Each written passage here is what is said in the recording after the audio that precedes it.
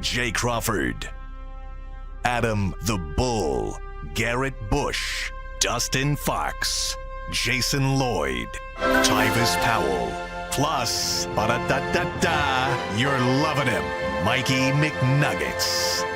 And so many big names, it would take me hours to say all of their names. The ultimate Cleveland sports show starts now. Booyah! Yeah. And we are coming at y'all hot on a Monday morning. The Cleveland Cavaliers. What up, everybody? Cavs, Earl the Pearl, G. Bush, Mikey McNuggets coming at you. Jay is in Puerto Rico. Bull's moving into his new house. Jason's frolicking around Europe, so they called him the replacement crew to talk some Dustin's Cavs on a around cruise. Today. But you know what? Oh, yeah, Dustin's on a cruise. I forgot Dustin's not here this week either. But we got a hell of a show for you guys today. And as we were getting ready to come on air, I realized I'm sitting next to the two biggest Saturday morning hosts in the city. We got G. Bush on the Barbershop on the UCSS channel. We got Earl the Pearl on the Fan on Saturday mornings. And G's salty. And I'm going to just leave it at that. Geez, man, you know, it's just funny. I always thought it was funny. It's funny when all of a sudden, Cat got billboards, the video work, they weekends on the Fan with Earl the Pearl. Where was all this? I didn't get no rollout. I mean, this is a beautiful rollout. Somebody had to introduce me. Say, yeah, Earl up there doing good. He up there moving around. You know the studio where they renovated at? Yeah, yeah. You walk in and my name is on the screen on the 85-inch TV. You know what? Hey, man, I you know what? Shout out. Somebody was like, when he swings at you, I'm not saving you. No, I just feel like Harriet Tubman right now. I done walked all the miles, all the way across the Canadian. You walked so I can run, my brother. That's what you did. You was flying. No, you in the Learjet. Hey, it is what it is. Hey, I ain't mad at it. They was telling me because Saturday was my first show back. And they like, man, you know, you go head to head with G on Saturdays now. I'm like, well, shit, sorry for G. I don't know. Look, this is what you get when you start having these shooters. Like he's what we would call a 3-point sniper. He feels he's good off the bench. He's like, oh, for real? For sure. G Bush I'm gonna get my buckets regardless. Barbershop did numbers this weekend, G. Hey, I know we did numbers. That's how it's supposed to be. That's how it's supposed to be. Hey, we do. Hey, listen, this is what we call it's the DEI takeover on the weekends. Y'all got to accept it. Don't get mad.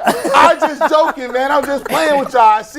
I'm just playing, McNuggets. We're not going to derail the show. It was a fun show. It was a fun show. It was good to be back. Yo, speaking of Saturday, though, I know y'all don't really watch much boxing. I want to know from the people in the chat, people watching at home, if you watched the Tank Davis versus Lamont Roach fight. Tank Davis got his ass whooped. The fight ended in a draw. But to me, Tank lost that fight. It was the first time. I'm no boxing expert, but it was the first time I seen Tank get hit so hard that he got knocked off his pivot. It was the first time that I seen Tank kind of like body language be off. Like this dude Roach was standing there with him. The combinations he was throwing. Usually when you throw the same combinations that Tank over and over, by the time you get to rounds 8 or 7 or 8, he done figured it out already. He came into this fight 30-0 with 28 knockouts, and this fight ended in a draw. Was he a heavy favorite? Yeah, hell yeah, he was a heavy favorite, and it was like it was a controversial knee. So in boxing, man, if you take a knee, that counts as a knockdown. Yeah, he took a knee and the ref didn't count it. See, this is wild. Boxing's so rigged. He Tank Davis, and it's just one of those things. Hey, you know, I was wondering why he was trending. I figured he had knocked the old boy out in the first round, but come to find out, no. He said so. Like he took the knee. He went to the corner and kept wiping his face. And so after the fight, they asked him, you know, what was that about? Oh, he said hair grease. Yeah, he said he just got his hair done 2 days ago, and hair grease was in his face. So I'm like, damn, now you blaming your stylist? Like, come on, bro. Now it's your stylist's fault? You said the sporting wave of the 360 was in your eyes, bro? Like, come on, bro. I ain't never had oil running down my eyes 2 days after I got my hair done. That's wild. It feels like every time there's a big boxing match, the story after the match is, how is that the result and not the fight itself? When's the last time we come in on a Monday and said, did you see that boxing match? Did you see the punch this guy threw? Lit, the fight was lit. But that's not the story, though. No, it ain't the story, but yeah, like this dude Roach, man, like he definitely came on the scene. That dude is here to stay. Now listen, Lamont, don't come out here and lose the next, because you're going to get a rematch in another bag. do not come out here and get smoked in that rematch because you got to stay long. You got to stay in the game for a little bit, man. Don't come out here and take that L. Earl, how does this impact Abdullah Mason, Cleveland's own? Because Tank Davis was the guy he was like working up to, right? That was the champion of the weight class he's in. So how does this impact? I mean, it really don't have no impact on him. All Abdullah got to do is just keep winning his fights. I think he's ranked inside the top 10 now.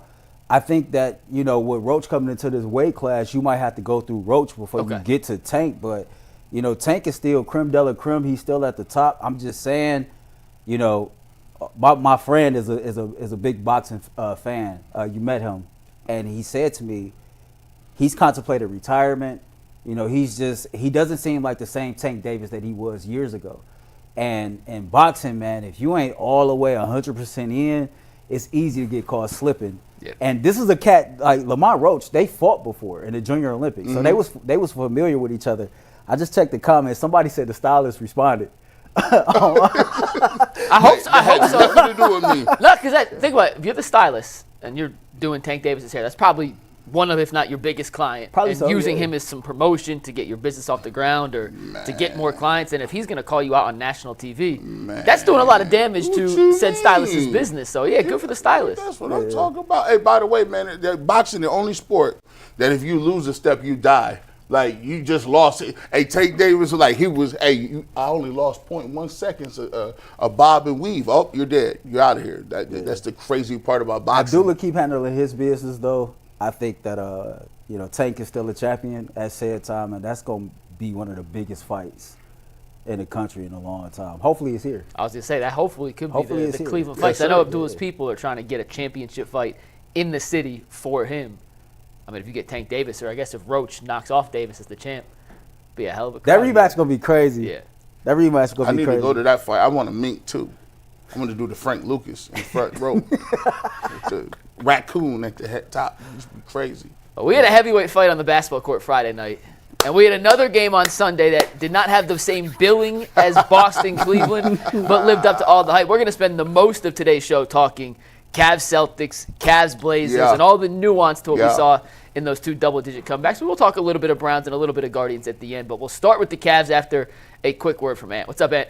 What's up, guys? I'm here to give you your first FanDuel read of the day. When the game tips off, the NBA action is just getting started, and there's no better place to get in on it with FanDuel, America's #1 sportsbook. With FanDuel, you can place live bets throughout the game, so even if you miss the opening tip-off or you want to bet on a fourth-quarter comeback, you can stay in the action. And if you're looking for a bigger payout, you can even combine your live bets into a same-game parlay. I love using FanDuel's live betting feature because it keeps every moment of the game exciting, whether I'm backing my team for a late game rally or picking a player to hit a clutch three. I never feel like I miss my chance. Plus, the app is super easy to use, and when you win, you get paid instantly. Right now, FanDuel customers can get $150 in bonus bets if your first $5 bet wins. Just visit FanDuel.com to join today. That's FanDuel.com for your shot at $150 in bonus bets. Make every moment more with FanDuel, the official betting partner of the NBA. Nailed it, Ant. There it is. Off to a great start on a Monday morning. We'll talk plenty Cavs Celtics in a little bit, but let's start with the game on Sunday first. 133-129, Cavs knock off the Blazers. In the third quarter, Cleveland trailed by 18 points. ESPN's win probability at that time gave the Blazers a 97.3% chance of pulling off the win. The Cavs now have won 10 straight. It's their third 10-game winning streak of the season. By the way, they're the only team with a single 10-game winning streak of the season. They have 3 of them. They're 50-10, but let's start with this, Earl. Kenny Atkinson, after the game, said, there's a good portion of the game where I didn't think we were going to win. We just simply did not have it. And then Ty Jerome hit the buzzer beater to end the third quarter, and everything changed. Were you in the same boat as Kenny, where at one point in the third quarter, or the first half, where you said, just one of those games the Cavs don't have it today? Or did you always think they were going to come out and pull off? No, in the first quarter, I was kind of looking around the arena. I was checking the temperament of the players, and it just looked like one of those games that we didn't have it. We couldn't hit a shot. The refs was quick on the whistle. Like, the turnovers was plentiful. It was careless. The energy from the players was lacking. The energy from the crowd was lacking. It just seemed like everything that can go wrong early went wrong. I mean, you look up, we was down 8-2 within the first 3 minutes of the game. And then you go throughout that first half, and it just seemed like the Cavaliers couldn't catch a rhythm. it seemed like Darius Garland himself, he really couldn't catch a rhythm. Boy. And you go through that again, a lot of the pace wasn't there, right? Due to the referee's involvement, the pace just wasn't there. And I didn't think the Cavs had it this night. I thought it was going to be one of those games to where it was going to be a letdown, to where you was going to lose to a team that you quite frankly should beat. And then you didn't have Donovan Mitchell there as well. And Kenny Atkinson had talked about before the game how this Cavaliers team cannot keep getting off to these uncharacteristic slow starts, right? It's like you got to mentally check in immediately, because you cannot continue to find yourselves down 18-plus points and then expect for you to use your resiliency and your grit to constantly, like, battle back. Now, granted, that's cool. It's good to have that. But, I mean, these back-to-back games, you find yourself down 18-plus points. The Cavs won both of those games, but that's the first time they've done that since the 97-98 season. But you don't want to find yourself in that position, right? And Kenny talked about it after the game. This is a product of, a high-intense emotional win against a big opponent, and then you turn around and you play a very, very young, hungry team that's trying to come at you, right? You're the Cleveland Cavaliers. You got the best record in the NBA. And so when you have a team that's young and talented like that on that type of stage, you want to be able to put that on display. And Portland did a great job of doing that yesterday, despite what the outcome was. Man, listen, man, I thought they was about here, and I was mad. If you want to watch somebody get mad on the internet, like, go to his Twitter. Go to my Twitter, and it's second to second knee-jerk reactions the whole game. And people, it's the best entertaining watch or listen on Twitter by far. And I do be talking to everybody. First of all, the fact that Donovan Mitchell was out of the game. My mom and dad was at my house on the weekend, and they watching the game. I come out the back room. I said, "Where Donovan Mitchell?" They said he got a game. I start yelling like, what you mean he out? Like they took him out the game or something. I was like, see, Kenny did this on purpose. Now, was this a scheduled out game? Kenny said it was a scheduled rest. See, he be doing that just because of rest. On blanket level, he says, I'm doing that because of rest. I think he does that to make these other dudes dial in. Mm-hmm. I think he does it to see, okay, Darius, take the reins. Okay, Evan, are you going to be aggressive today? Jared, you going to have that energy today? Yeah, what's going on? And then when I saw Donovan out in the game and they couldn't hit a shot, I said, they're going to try. I said, I hope they don't try to say this is a scheduled loss. I know they're going to say the Celtics, yeah, we gave everything we had. This was one of them nights where we wouldn't be able to shoot the ball. Ball wasn't going in the basket. But one thing I like, if it wasn't for Ty Jerome. Yep. You see, Ty Jerome has this disease, and it's called I think I'm him right now. This is Steph Jerome. Ain't no cure for it. Ain't no cure for it. Ain't no cure for Steph Jerome. Dude been to the doctor and everything. They say he's stuck with this stuff. No, antibiotics don't work. None of that. Nothing. And it's contagious because it's more his boy DeAndre Hunter. They think they the Splash Brothers. You know something, right? You know I'm from the hood, so the only time you call 12 these days is when you calling for DeAndre Hunter to come off that bench. That's it. That's the only time you call for 12. I say, they start dribbling. I seen him get in there, and when he started getting his little push shot off, I said, Ty Jerome. Steph Jerome is feeling it. And then he hit that 3 McNuggets, and then the third quarter changed everything. It changed everything. Everybody was into it. I said, okay, well, now all we need is one more. Get me one of the Backstreet Boys off the bench. Sam Merrill. Everybody. Money Merrill. Rock your body. Come on in here. And he hit 2 or 3 of them, and now we right back. I said, oh, yeah, now we cooking. And then it got to a point, McNuggets, I was kind of salty when they took Ty Jerome out and brought Darius Garland back in. I was like, I can't say that out loud. I done turned the corner on Darius. I can't say that. But when he brought him back in, I was like, he knows he's Steph Jerome. Listen, I've never seen this before, but them two dudes put the cape on, and it's always great to see bench role guys put the cape on because it's that much more special. There were legitimate parts in yesterday's game, and give Portland credit, because Portland played their tails off yesterday. They did a lot of things defensively to try and take Cleveland out of what it was trying to run offensively, especially with Donovan Mitchell out of the game.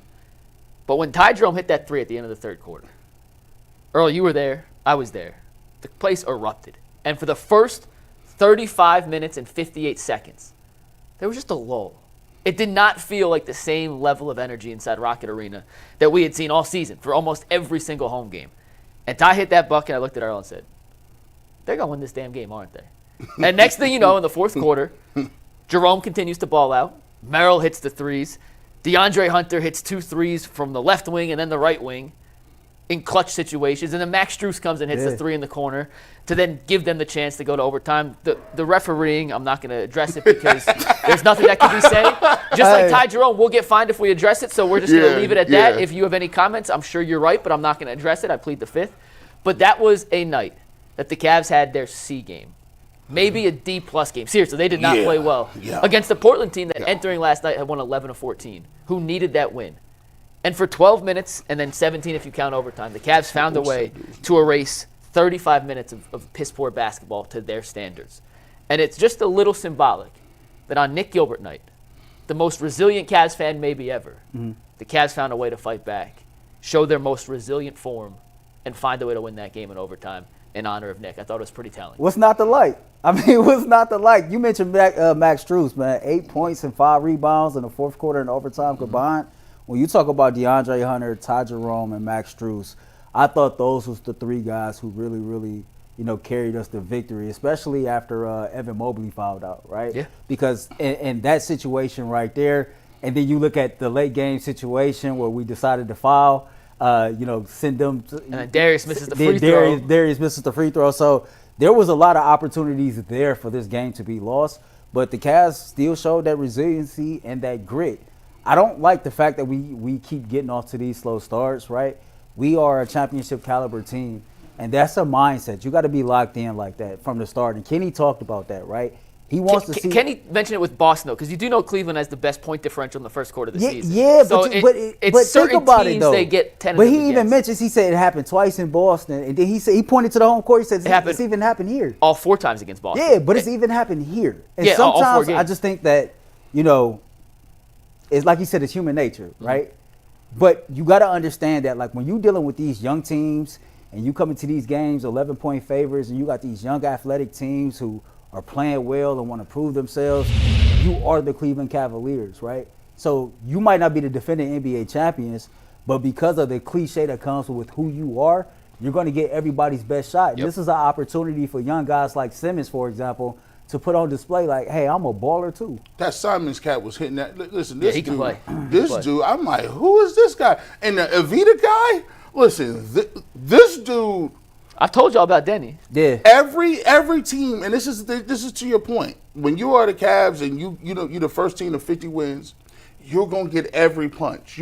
People that was not really locked in before, they're gonna come into your building and they're gonna feel like, oh no, this is my opportunity to show what I can do. For sure. And Simons couldn't miss. I mean, he almost banked in a 3 at the end. And by the way, I'll give the Trailblazers credit because they could have folded in the last 2 minutes of the game. They pushed it and got it to overtime. So I mean, they played a heck of a game, but. I can't say enough about the fact that that was nasty. DeAndre Hunter just don't want to miss. I looked at my dad. He's shooting 60% from 3 as a Cav. He don't 60%. He's pulling up with no remorse. Like, yeah, I'm him. Yeah, me and my boy. This is the Virginia Cavaliers. You don't, not the Cleveland Cavaliers. This is Virginia Cavaliers. We do our thing. 32.7 rebounds. Bro, in 8 games, what is it, 16 points a game he's averaging since he's arrived here in Cleveland? That's crazy. It's actually lower than it was in Atlanta, but he's been incredible. He's playing fewer minutes. The Cavs don't beat Boston on Friday or Portland yesterday without that guy right there. Right. DeAndre Hunter has been the difference, and y'all know I like George Niang. That's my guy. DeAndre Hunter's minutes at the 4 are what George Niang was playing. Just switch. Go back to Friday's game, and we'll talk a little bit more about this in a little bit, and we'll go to yesterday's game. If you just switch out Hunter and Niang, the Cavs pull off that comeback yesterday? No. Do they come back from Boston? No. Especially in how Hunter played in a defensive standpoint against Boston? No, they don't. And now Atkinson in back-to-back games has closed the game with Jared Allen on the bench, Hunter at the 4, and Mobley at the 5. Mobley fouled out, and then Allen came in. But he was going to, if he didn't foul out, finish the game at the 5. You can now swap out Hunter with either of the bigs, and I think Kenny likes Mobley there better than Allen just because of the offensive ability. And you're not losing – you're losing a little bit of rim protection. Hunter's not the rim protector that Jared Allen is, but you have way more shot creation. You have way more spacing because Hunter's shooting 60% from 3. And at 6'8" with a 7'2", 7'3" wingspan, you still have the size. The Cavs don't go into this height deficit or this length deficit if Hunter's at your 4. And if you want to pair Hunter with Wade, with Mobley in the front court, you can switch 1 through 5, or really 3 through 5 in the front court in late game situations, which just is an absolute nightmare for other teams. Because who are you trying to single out? Who are you hunting mismatches with? And if you do get a mismatch on a Jerome or a Darius Garland or whatever, and they want to attack, well, good luck trying to attack around Evan Mobley at the rim, DeAndre Hunter's arms just getting in passing lanes and being in a contest, and then Dean Wade, who we'll talk about later, is just a really good, smart help defender. I love that. Go ahead. No, real Go quick ahead. on the Jared Allen point, I've noticed this the last couple games that closing lineup, Jared is on the bench. He's been playing like 22, 23 minutes those last couple games. But even credit to him, because when Evan Mobley fouled out, I think he had set for like 7 or 8 minutes or something. Almost like the whole that. fourth quarter. Yeah. Almost the whole fourth. And he came in and gave some impactful minutes in that late fourth and in overtime. So that right there is a testament to everybody on this team always being locked in and always being ready for their number to be called. And it's like, regardless of what the situation is, for him to not be in that closing lineup, and he's kind of used to being in that closing lineup, and still be locked in and ready to go despite the situation, like, you got to give a tip of the cap to Jared Allen. I was just going to ask you that because He don't care. he don't care. He don't. Ego. He of all players on the completely egoless. Well, I wouldn't even say about care. It's maybe the rhythm, right? Like, he's not going to say, oh, well, listen, you guys aren't playing me in closing time. But there's a certain rhythm that you're used to as a starter playing certain amounts of minutes where it's like, okay, you kind of have to adjust your game a little bit. Say, for instance, if I'm not playing at the end of the game, does that mean that I need to be more aggressive during the mid parts of the game? Maybe, but for a guy like Jared Allen, who they don't really run offense for, Right. and it's not like he's a jump shooter. Like, Max Strus needs to get in a rhythm. Max Strus is streaky. Oh, yeah. And he got hot late in the fourth quarter. The first 3 quarters. They love him, by the way. Yeah. He They love real him. quick on Strus. Go ahead. He does a lot of the intangible things that don't show Yeah. up in a box score. But if he's not making shots and you do look at the box score, you go, whoa. Yeah, it's one of Gives you the EBGBs. it's one of them dudes. Like, now, granted, he hit some big threes down the stretch. 2, 1 at the end of the fourth quarter, 1 in overtime. He had some big threes, and I feel like they go out of their way to make sure that he at least tries to get in the rhythm. I've noticed that they'll run plays for him at the beginning of quarters, either out of halftime, and Donovan Mitchell will be on the court. And it's just it's a conscientious effort to get him to be able to shoot the ball and to get him into a rhythm. So here's the thing. He's gonna get minutes. He's a winning player. Yeah, he's At the gonna. end of the They're not gonna straight take him out of their lineup, nor am I not advocating him getting all the minutes to DeAndre Hunter. But what I am saying is this: I love the Cavs when they are playing Hunter and when they're playing Dean Wade. And now I don't mind it so much if you're going small and you have Strus in there with those two. But you're not small. If You- those right, two are if your those two two, you're not even forwards small. plus a big, like, you're not. At that point, you're 6'11", Yup. 6'9", 6'9", 6'5". Like, And the floor is this. It's Yeah. huge. The whole world you can pull up. You talked about the intangibles that don't show up in the box score. What did Kenny call him after the game yesterday? He called him wild thing. Yep. And that's exactly what that is. Those are all those unwritten intangibles, because the players, the coaches, anybody that you talk to, they go to bat for Max Strus, right? Max Strus is the one guy that Kenny mentioned very first off. This is the guy who fits my system. And if you would know this more than me, but if you just look at the games, right? Nobody runs more than Max Strus does, right? And so the shot might not be there all the time. he draws attention. But he draws attention, and he's always doing those little things that his minutes is not going anywhere. And keep in mind, when he was in Miami, this dude has some big playoff games and big moments. So, you want to keep him in rhythm. You want to keep him involved.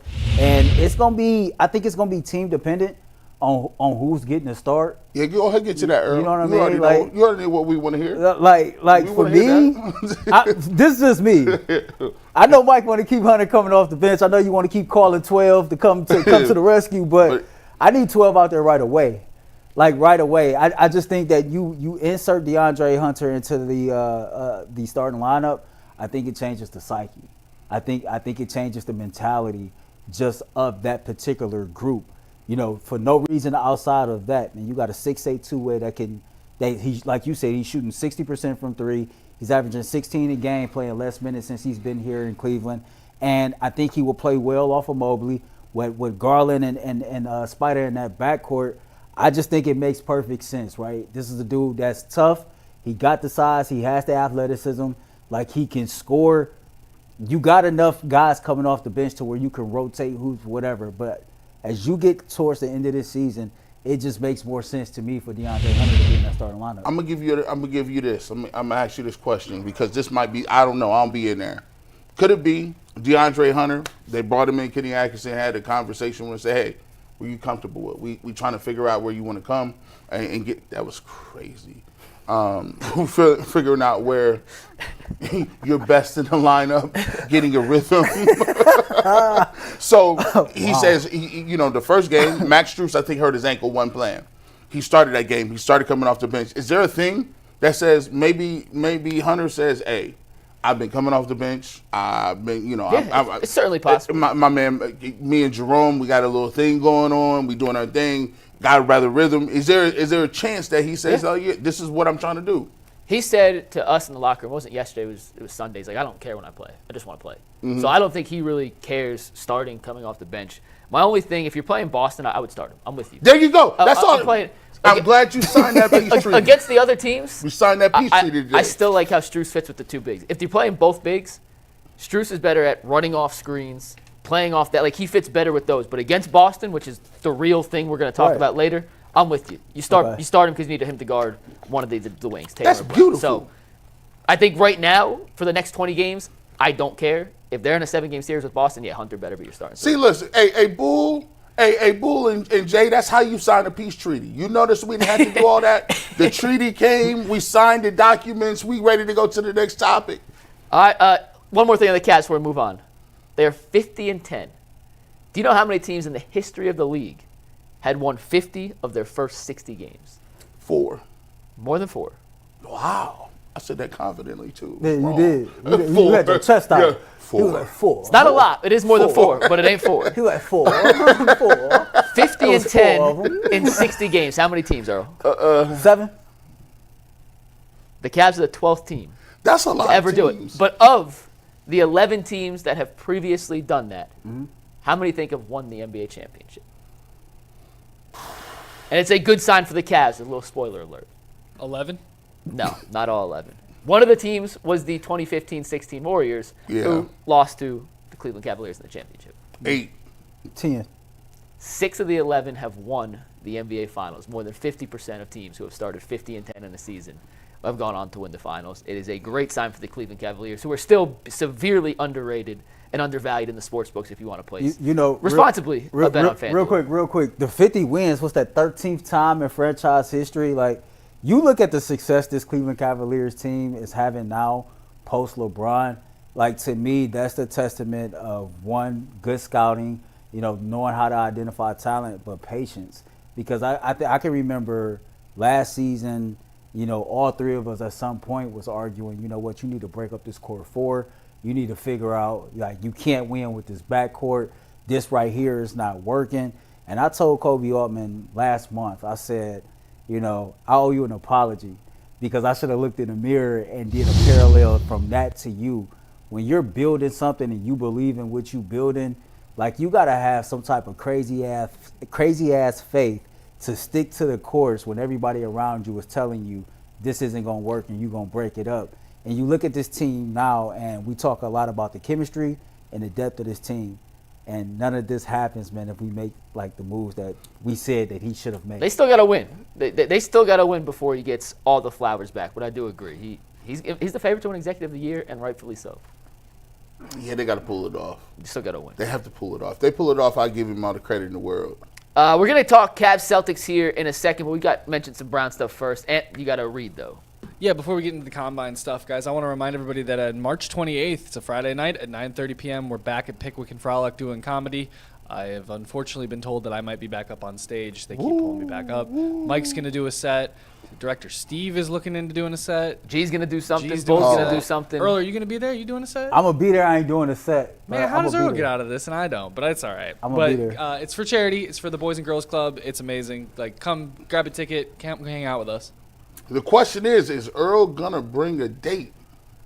He's gonna have like 11 of them. Are you gonna bring the All 11 teams that Are you hit gonna 50 bring wins. Are you gonna bring a date to the UCS? You know, this is how it all started because Mike, you know, he brought a date, and he got, and it ended up being the real thing. Stay tuned. Yeah. Stay tuned. Shut up! Don't you put your stay tuned. Stay tuned. All right, the NFL Combine tuned. has officially wrapped up, and there's been quite a change in the momentum and how the two quarterbacks at the top of the draft are being looked at. Cam Ward now is the proverbial favorite by a large margin, according to most reports, in terms of how teams view him versus Sanders.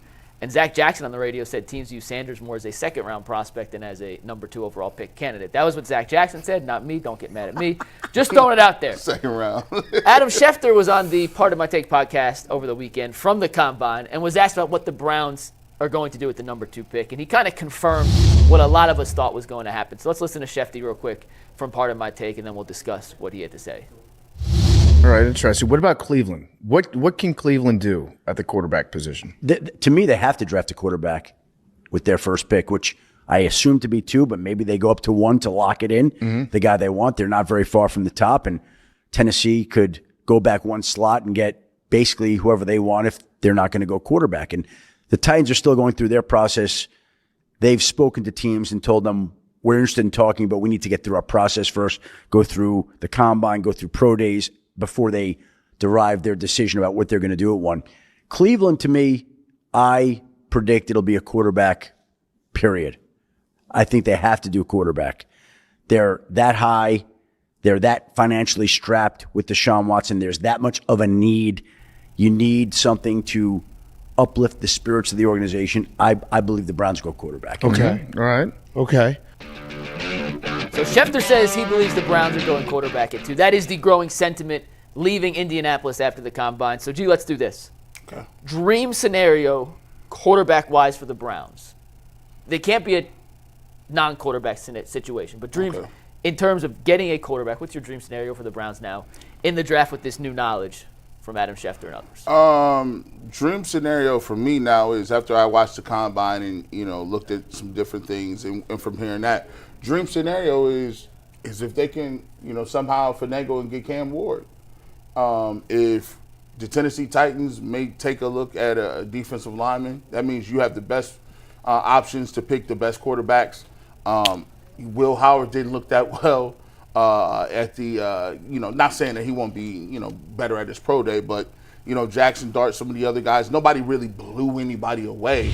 And so if you got the number 1 pick at quarterback that you can get on the board, if the Titans want to take Abdul Carter, I'm standing there and taking Cam Ward. And I think there's even if I don't get Cam Ward, I still got Shedeur Sanders right in my back pocket. Like, I feel like you take the quarterback, you work with the quarterback, and you make something of it. And I think he says something really, really special right there. And this has, like, been kind of waved over, Earl. It's like he said the Browns need something to lift their spirits. I know a lot of times we thinking the main reason why we won't take somebody, and we've been you know, thinking about all the different ways not to take a quarterback. But when you look at the way this quarterback class and the quarterbacks have gone for 10 years, the Browns have taken L's. They've taken PR L's. They've taken L's on the field. They've had injury L's. They've taken L's so many times. And the only thing that can get people to really understand and feel better about the organization is to have some sort of hope that the next guy that they bring in is going to change that. Is that guy? Yeah, I mean, I couldn't agree more. I'm one of those people that's in a weird situation because I really, really like both prospects. My dream scenario, though, is somehow, some way Cam Ward falls to the Cleveland Browns, right? He might not have the accuracy or the football IQ, you know, above the neck that Shedeur Sanders has, but, like, he has the arm strength, he has the athleticism, and he got that dog mentality, right? They are very, very different people, but the same people, right? Or they take different roads to get to the same end goal, so to speak. You know, when you look at Cam Ward, he's not as vocal. He's more of a, you know, actions over words type of dude. But he walks around with this chip on his shoulder because throughout his life and throughout his playing days, he's always had to prove himself. He's always had to prove that he was worthy, right? And one of the things that you can never measure is somebody's heart, right? Because when somebody tell you that you can't do something or you're not going to be that good at doing something, there are a few people in this world that's just built different. The more that you tell me I can't do it, I'm going to show you how much that I can do it, right? And then you look at Shedeur. Shedeur is very vocal, right? And he will tell you exactly what it is and what it ain't. Now, people might say he talked too much, but in life, man, like life and death is in the power of the tongue. You can speak positive affirmations over your life and over your career. And Shedeur believes that he's great. Shedeur that believes he's always been great and he will continue to be great. He believes that he can walk into any organization and change the narrative of that franchise, right? And I think in the city of Cleveland, I think that the fan base will appreciate both, right? They will appreciate somebody that will speak positive about the city, speak positive about being in this situation, and speak positive about, hey, I can be the person that turn this around. People might not like everything that come with Shedeur, but if he was to put on the brown and orange and you heard him speak like that, you'll be all on board. And I think it's no different with Cam Ward. They will respect the fact that he's always had his back against the wall, that he's always had to work harder than most, and that he made something out of nothing. And like to me, that's why I really, really like both prospects. I think they're both good locker room dudes. I think they both are leaders, and I think either one of them can turn this thing around. But my dream scenario, run to the podium, turn that card in if Cam Ward is there. All right, so my dream scenario, I want even a little deeper than this. I want the New York Jets to trade up to the number 1 pick. Okay, let me see this. All right, And draft Shedeur Sanders. Okay. Because do you know what other franchise has equally as bad historical track record of drafting bad quarterbacks? It's the New York Jets. Okay. I prefer Cam Ward over Shedeur Sanders. So if the Jets take Shedeur and the Browns end up with Cam Ward, to me that's the best case scenario because for 2 reasons. One, it doesn't give the Browns the choice and the choice to potentially pick wrong. At that point, you are stuck with Cam because that is the pick. And if Shedeur turns out to be awesome, congrats to Shedeur. I hope it happens. But you can't say, oh, the Browns messed up and took the wrong guy. It was out of their hands. I want the decision to be taken out of Cleveland's hands. And that's why I want a team with an equally as bad track record of drafting quarterbacks to trade up ahead of Cleveland so they can get the guy I really want at 2 in Cam Ward. And then also, I want them to take a flyer on a guy in the 3rd round. They have 11 picks in this draft. 11 rookies are not making the Browns' 53-man roster in 2025. They just don't have simply the roster space for that. It is the most important position in football. You have done a terrible job drafting quarterbacks since you returned to Cleveland in '99. Why not, G? Take the guy you want at 2, or take a guy at 2, and then in the 3rd or 4th round, if there's another guy that you had a decent grade on, take another swing at the apple. The Redskins back in the day did it with RG3 and Kirk Cousins. Kirk Cousins turned out to have the better career, but RG3 had that special rookie season. We don't know what would have happened if injuries didn't derail his career, but I don't think anyone looks back at Washington and said, can't believe they drafted 2 quarterbacks. It's insurance on your pick, and there's a chance you miss both.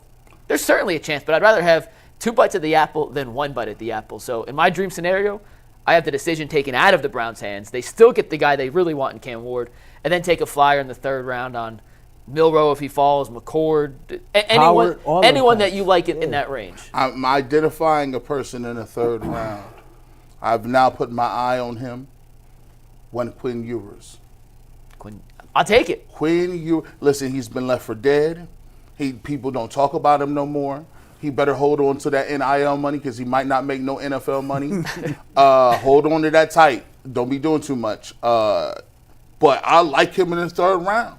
I don't think his arm strength is that great. But look, I mean, neither is Shedeur's, but who cares? But hey, look, at that point in 3rd round, see what I want is a couple of viable candidates because think about it. So you like the idea of taking 2 quarterbacks? Heck yeah. Okay, me too. If I didn't need a running back, I would be like, hey man, if one of them quarterbacks slip, like I think Jalen Milroe is going to be the person that people kind of look at and be like, listen, he's such a freak of nature.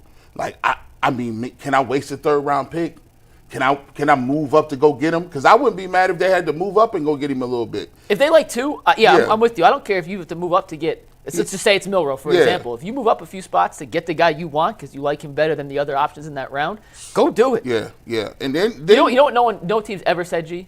We have too many good quarterbacks. Never. No team in the history of football has ever said our quarterback room is too good. And Earl, the Browns, all their quarterbacks get hurt every year anyway. I mean, the Browns don't have no choice but to add depth and revamp this entire quarterback room. So taking 2 quarterbacks in the NFL draft to me makes sense, right? You get 2 guys that's on a rookie contract. You already know Deshaun Watson won't be in the fold, but you're still paying him. and then more than likely you're going to sign a veteran quarterback. Yep. And so for a lot of different reasons, it makes sense to take 2 quarterbacks.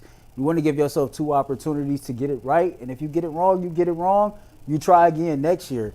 There is no finished product in this draft, whether it be the quarterbacks, the pass rushers, the wide receivers, whatever, right? Everybody going to have to get to the NFL and prove that if they worthy or not of being here. And so, it is what it is. Like, the Browns found themselves in this situation. This is the only way you can find yourself out of it. And what I love is, in those scenarios, I've settled on a veteran quarterback too. If you're gonna have 2 young dudes, give me Kirk Cousins. Well, we're gonna get to the options they gave us. I like how he moves. He's a man of faith. He don't do too much. He goes through the process. He's going to teach these young dudes how to get their body right, their mind. Here's how you study and prepare. See, we need to start all the way over. You got to think about it. There's a lot of guys with Deshaun Watson, that was almost like adopting somebody. Yeah. It's different when you have somebody from birth. Like, for sure. You I can mold you and shape you and get your habits together. But by the time we got Watson, he was already who he was. Like, so now let's start it off right. Let's get the right parameters and everything around people so we could get it straight from Jump Street. I wonder if some of the smoke we've heard from the Combine about Cam Ward being looked at that differently than Shedeur is simply just smoke to entice a team to move up. So the Brown, because we don't know who's putting out the smoke, right? You never know. Yeah. Anonymous team, I hear from room, you never know who's really putting it out there. I'm curious if the Browns are trying to hype up Ward to get a team to trade into that number 1 spot to take him because they really do like Shedeur, or vice versa. Whether Tennessee's trying to get someone, it's all impossible to track down and trace where these rumors are coming from. But I did hear a Cam Ward story that I wanted to mention over the weekend. I think it was either Bucky Brooks or Daniel Jeremiah. I forget who said it, but they were talking to Cam Ward prior to the Pop-Tart Bowl, and they were talking to his receivers about Cam Ward's leadership style. And Jacoby George, who's one of their senior receivers this year, who has a chance to get drafted, said that Cam forced the entire receiving room to watch hours of film with him. And if you missed a film session or whatever, he wouldn't throw to you in practice that day. And if you missed multiple film sessions, he would tell the coaches, just don't even put him in the game.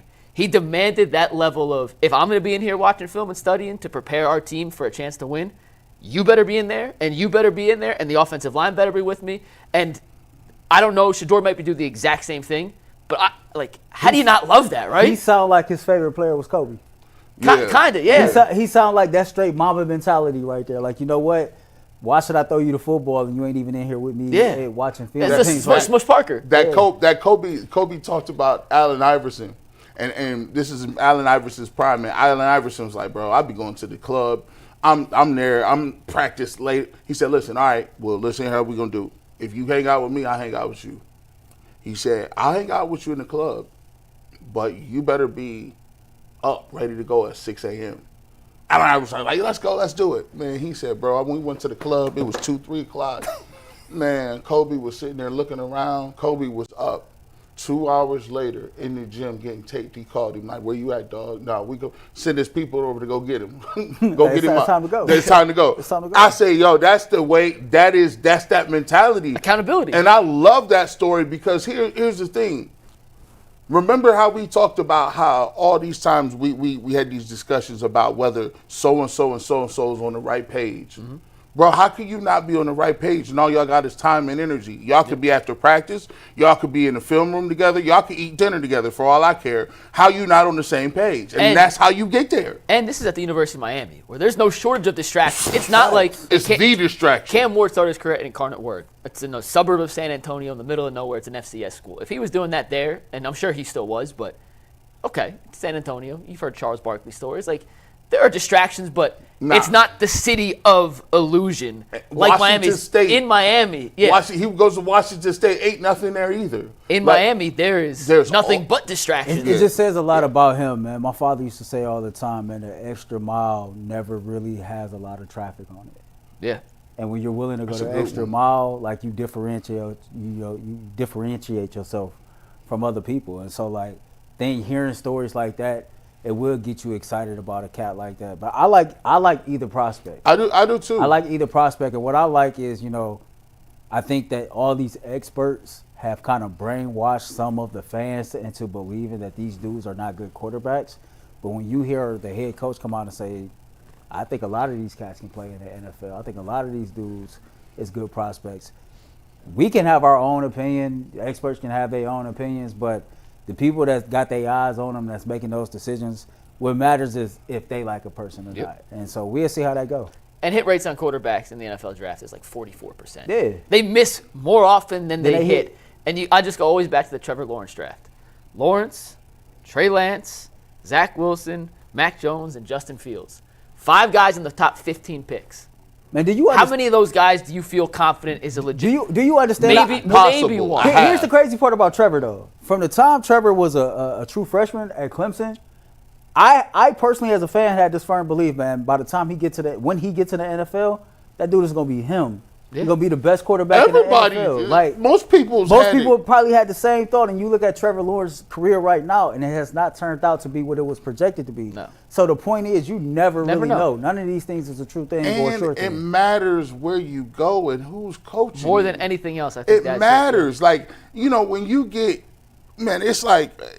That's like your first grade teacher. If McVay drafted Trevor Lawrence, I think Trevor Lawrence would be lit. He'd be the best quarterback in the league. Yeah, it's situation more than anything else is crucial, and that's why we had the question. We've asked it before, and we'll continue to ask it until draft day.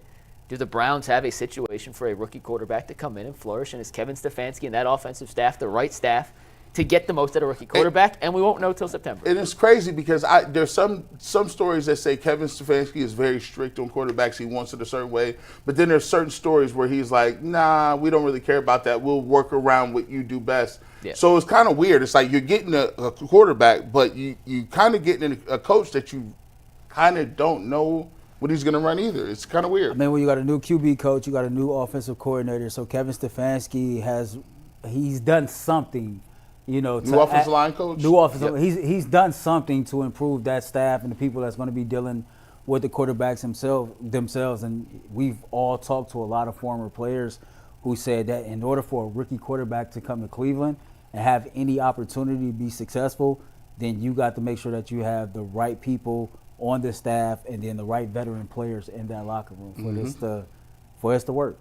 All right, that's enough Browns talk for now. We'll get back to them a little later in the show, but we have a Cavs-Celtics game from Friday that we need to discuss because that may have been the game of the year. Before we do that, though, Ant, let's hear from whatever you got to say on this next read.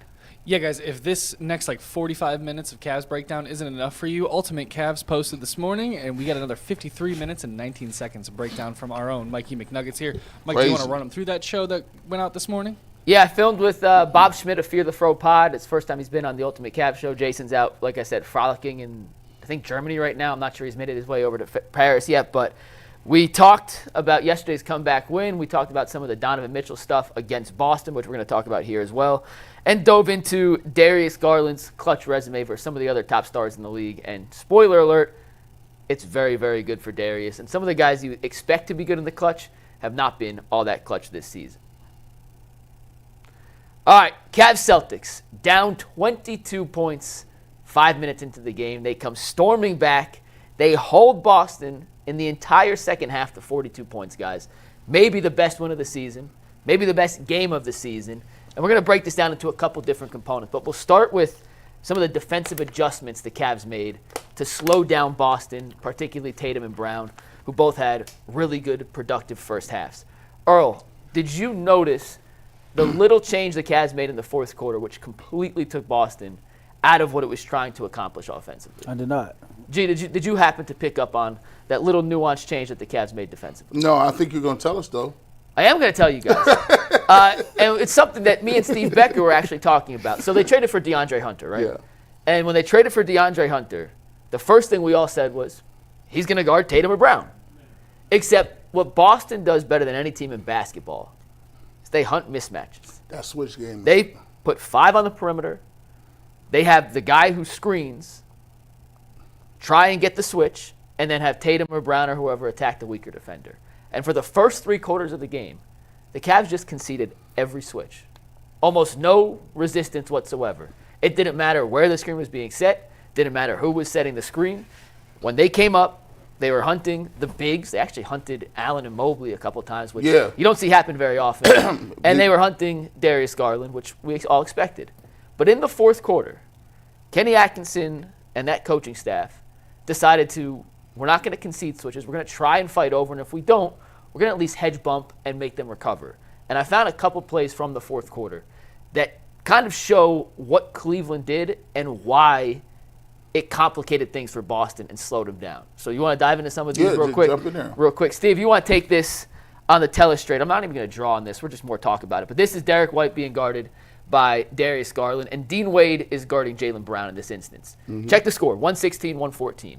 The 2 possessions prior to this play, the Cavaliers conceded the switch. Garland was guarding Brown, and Brown got to the cup and scored on back-to-back buckets. 110-112, Brown on Garland. 112-114, Brown on Garland. Dean Wade did not get nearly enough credit for this win.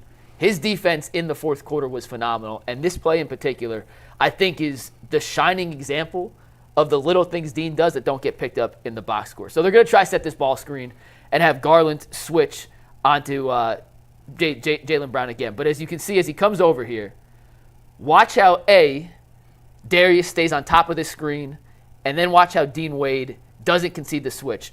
White's going to turn back toward the sideline, and Wade hedges. He has the sideline as an extra defender. At this point, Garland could just stay there, right? If Brown flies out, Garland probably has to go with him. But because there's a half-second hesitation when Derek White turns to make this pass, Dean Wade's going to find a way to get back and recover. This sets up a one-on-one top of the perimeter here with Dean Wade on Jaylen Brown, a much better matchup. And then Wade knows the scatter report. What's the scatter report on Jaylen Brown? Man, you know good and well Jaylen Brown can't get to the left hand. Can't go left, right? Can't go left. Dean Wade also knows that. What does he do? You see high foot, right side, forcing him left. Look. Takes the pivot, makes him drive left, contests the shot, forces the miss. We'll go back and start it from the beginning here. But watch how Wade shows, gets to the sideline, doesn't concede the switch, and then gets back. And before Derek White even picks up the ball, Dean Wade's back on Jaylen Brown. That's not a switch. If that's Jaylen Brown on Darius Garland, the 2 possessions before, right to the cup. Because Dean Wade refuses to let that switch happen, hustles, shows, makes contact, and then gets back, the Cavs are in perfect help position, force a tough miss for Jaylen Brown. And McNuggets, 15 years ago, when I played basketball in high school, it was a cardinal sin. There was never switching was not a thing. No. Like when you play man-to-man defense, it was like, no, you're gonna hedge, you're gonna hard hedge, and then you're gonna get back and recover to the road guy wherever he's at. Then the Warriors come up I would say about 10 years ago, and they come with the death lineup, and then you had to start finding 4 men and 5 men that could switch on everything. And I think people are used to that now. People are used to having the least amount of resistance in terms of hedging, or I don't even know. Listen, I don't even know if they ice anymore. Is that a thing? In rare instances, that ain't even a thing no more. No. But you're just used to switching. So now, if it takes you a couple of seconds just to be like, oh, you really just gave me some resistance, that puts you behind the clock and it forces you to take tough shots. You know what's so interesting about that play and the timing of that play? This was a few minutes after, he took Evan out during that 4-minute stretch, and Boston got an easy layup at the basket. Yep. Kenny calls a timeout. The very next time down court, that's exactly when that happened. Yep. So those are those little adjustments that's being made on the fly that ultimately helped us secure the victory in that game. Now, my question is, will you see more of that if you have Porzingis playing? So this next play we're going to show you. Okay. Changes when it's Porzingis and not Kornet. Yeah. They didn't really have a role threat in this game. Right. You live with Kornet taking any shot he wants. It's different with Porzingis. Yeah. But the principles stay the same. So on this next play, you have Wade guarding Jaylen Brown again, and you have Kornet who's going to set a ball screen. Pritchard's going to end up getting the ball over to Jaylen Brown. But Dean, once again, as he's getting screened, he's going to fight over, and Mobley, because he's not worried about Kornet whatsoever, he's going to just kind of play drop. He's going to essentially sit in this area and force Jaylen Brown to come to him. Because he does that, it's going to give time for Dean Wade to come over the top and just hinder. It's one thing when you're going downhill, right? Jaylen Brown's as good as it gets in basketball attacking downhill. But when you have a 6'11" Defensive Player of the Year candidate in the paint that you have to figure out how to get around, plus a Dean Wade coming from behind you, pause, I'm sorry. I'm sorry. That was wild. I'm sorry. That was one of the when you have Dean Wade time. Dean Wade trailing the play like that, it's 2 things you have to worry about at once in terms of how do I create a good look. So when Kornet sets the screen, he's going to hit Wade. And Wade's still going to trail over. You're not worried about Kornet roll. Like, you have no issue with Kornet. He can do whatever he wants there. So Mobley's just going to kind of sit back and wait for the drive. And here's Dean Wade on his hip. He had already fought over the screen. He ends up fouling Jaylen Brown on this play. So it's not the perfect end result. But look at that caliber of shot. Yeah. Take out the foul. Let's just say it's a contest. That's the kind of shot you want Jaylen Brown taking. Evan Mobley's in front of him. Dean Wade's off to the side with the contest. And you have Kornet there, who's not a threat whatsoever.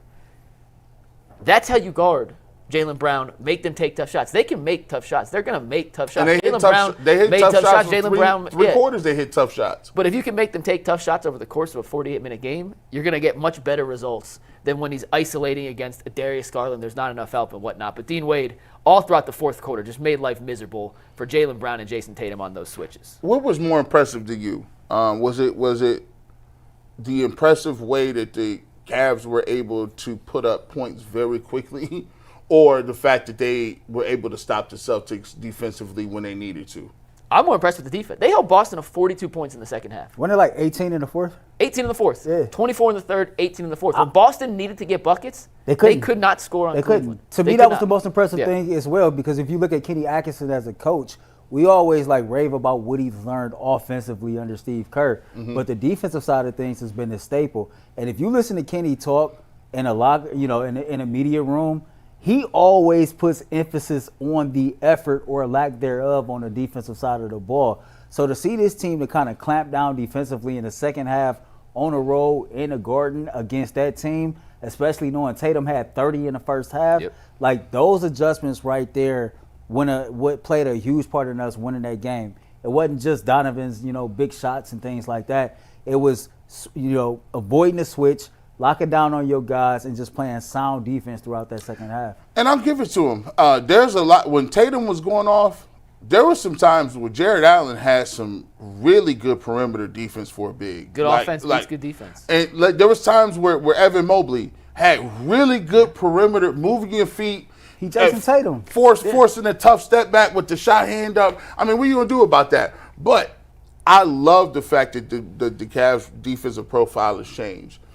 It just looks different. Like DeAndre Hunter playing with the rest of them two, it looks different. It's like there's no easy little gimmies here or there, or you can hunt out certain guys. If you want to play Strus, you want to play him, Garland, and Mitchell, you can hunt out that stuff, but not when you playing the two bigs and Hunter. And I think, do you believe that this was one of the little wrinkles that people talk about his gamemanship? Maybe Kenny don't want to show everything.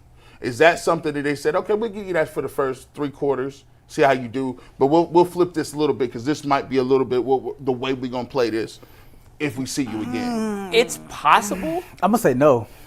Because I'd never seen them hedging before that. I'm going to say no. Kenny's wanted to switch, and they feel comfortable switching because they typically like Allen and Mobley guarding guards and wings on the perimeter, but Tatum was cooking them in the first half. And when he's making shots like that, it doesn't matter if you have Dennis Rodman, Scottie Pippen, he's going to make those shots. And if Dennis and Scottie ain't stopping you, turn the video game off. And you mentioned Hunter, G. I also picked 2 plays from Hunter real quick that similar strategy, 4 stops in the fourth quarter against Boston. This particular play, he drew an offensive foul on Tatum. You see where Hunter's standing on this play? Look how far back he is from the screen. Essentially saying, Darius, we're not switching this. You have so much room to slide through this screen. Right. And because Derek White's so high, look where he's basically in front of the half-court line. Even if he takes 2 steps in, you live with the Derek White three-pointer from this area. So he's playing back. That's going to piss Tatum off because Tatum's trying to get the switch. He wants Darius Garland. So watch what happens as DeAndre sits back and allows Darius space to come through. Moving screen. Yep. Offensive foul. It's little nuance. By simply not conceding the switch. He knew it too. By simply not conceding the switch. Tatum starts the screen here and finishes the screen here. Right. You know what I'm talking about a moving screen? That's a 3-foot moving screen. Turns into a turnover. Shout out to Darius for selling it too. Yeah, but it turns into another possession for Cleveland. And Kenny talked about they won the possession battle against Boston by 7. They had 7 more offensive possessions than the Celtics did. Why? Because they didn't force stupid offensive fouls that lead to – no, they had a couple, obviously, but throughout the course of the game. And this is simply because DeAndre is saying, I'm not switching that. I'm staying on Tatum. Darius, you get over Yeah. or under, however he wants to guard that screen, and just look at this. I wish we could zoom in on this thing, but He grabbing him. he's grabbing, he's like, hugging. You're going to be with me. I think that's a holding call in the NFL. He Like, said, "It's you." and that doesn't happen. And me. That doesn't happen if they still concede switches. Yeah. So another little example. And then the last one here we'll get to, but it is once again DeAndre guarding Tatum, and he's going to end up getting screened twice here by Derek White. On the first screen, he's able to fight over. Right. On the second screen, it's good offense by the Celtics. He gets caught up, but by the time Tatum gets the switch he wants, there's 7 on the shot clock. That's what we like He to see. can't post up, take 7 dribbles. Dance, He step has back. to go immediately. And Tatum ends up scoring on this play because the Cavs don't have a big to get the rebound. I'll let it play through in a sec. But by Hunter chasing him over the screen and then having to get rescreened, it drains the shot clock from 13 to 7 when Tatum starts to attack. So as you can see here, Hunter's going to fight over the first one. Nope. Tatum doesn't like it. He comes back, and by the time he gets DG on him, he's driving. There's no big in the lane to contest. That's that one possession where they played with no bigs. But the fact that Hunter fights over the screen, gets back into guarding position right here, and then Tatum has to then rescreen to get back to the middle. By the time that all happens, it has wasted 5 seconds on the shot clock. Tatum has to attack. Little nuances like that in the fourth quarter, And it was a tough shot. So Yeah. And you we'll can live take with that. Held And if- Boston to 18 points in the second half. And Really if you- impressive stuff from the Cavs. In the first part of that series, you see that Tatum has 42 points, Brown has 33 points. I'm comfortable living in a world where they have all of those points. Because what it means for me is that means Al Horford don't got no points. I was just about to say, Drew Derek Holiday. White don't Derek White have didn't no have a great points. game, no. Drew didn't play, but it's like Drew Holiday, Derek White, and Al Horford seems to be Cavalier killers. Those are the guys that Porzingis too. Porzingis Yeah. too. If those guys got 15 and 16 apiece, you can't beat them because you know with Tatum and Brown gonna give you at least 20. So when they got 42 and 33, I don't like that game. I don't like the Celtics game when it's my turn, your turn. See, you can win a lot of games like that. I've seen the Cavs do that a lot of times. My turn, your turn. And LeBron or Kyrie will have a lot of points, but we don't get anything from the others. You could beat them if they want to have all those points. My thing is if they spread out and everybody got 16, 17, 19, It's one of the 20, more dangerous, yeah. it's dangerous. You're not going to win that game. Jackson Flickinger wrote a really good article on how what the Cavs have done this season against 28 other teams not named Boston works great.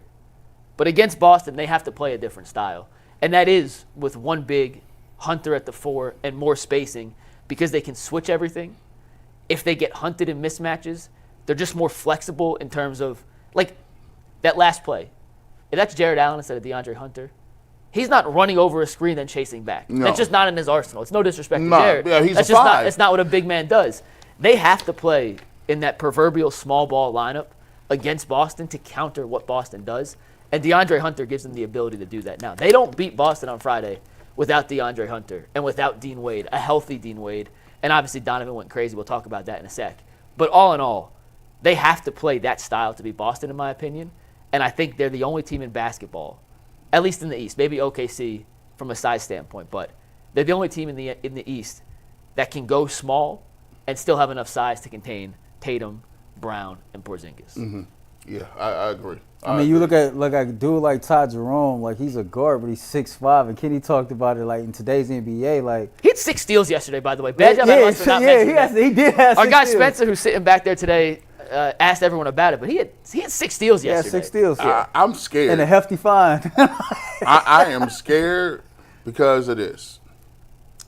If I'm somebody else out there, I'm giving him a crazy bag. I'm giving him a crazy bag of money. There is time, I'm not going to lie, man. You go back to the game against the Trailblazers. There were times where you're not losing anything from your starting point guards. As a matter of fact, he's out. If you ask me, he's outplayed Darius Garland in a number of games this year. And I'm not saying that's a bad thing, but He's outplayed Donovan a few games, too. right. Like when you see what he did yesterday, it's like, okay, he's getting to the rim. He's shooting a high percentage at the rim. He's pulling up from half court, wherever it's at. You have to guard him.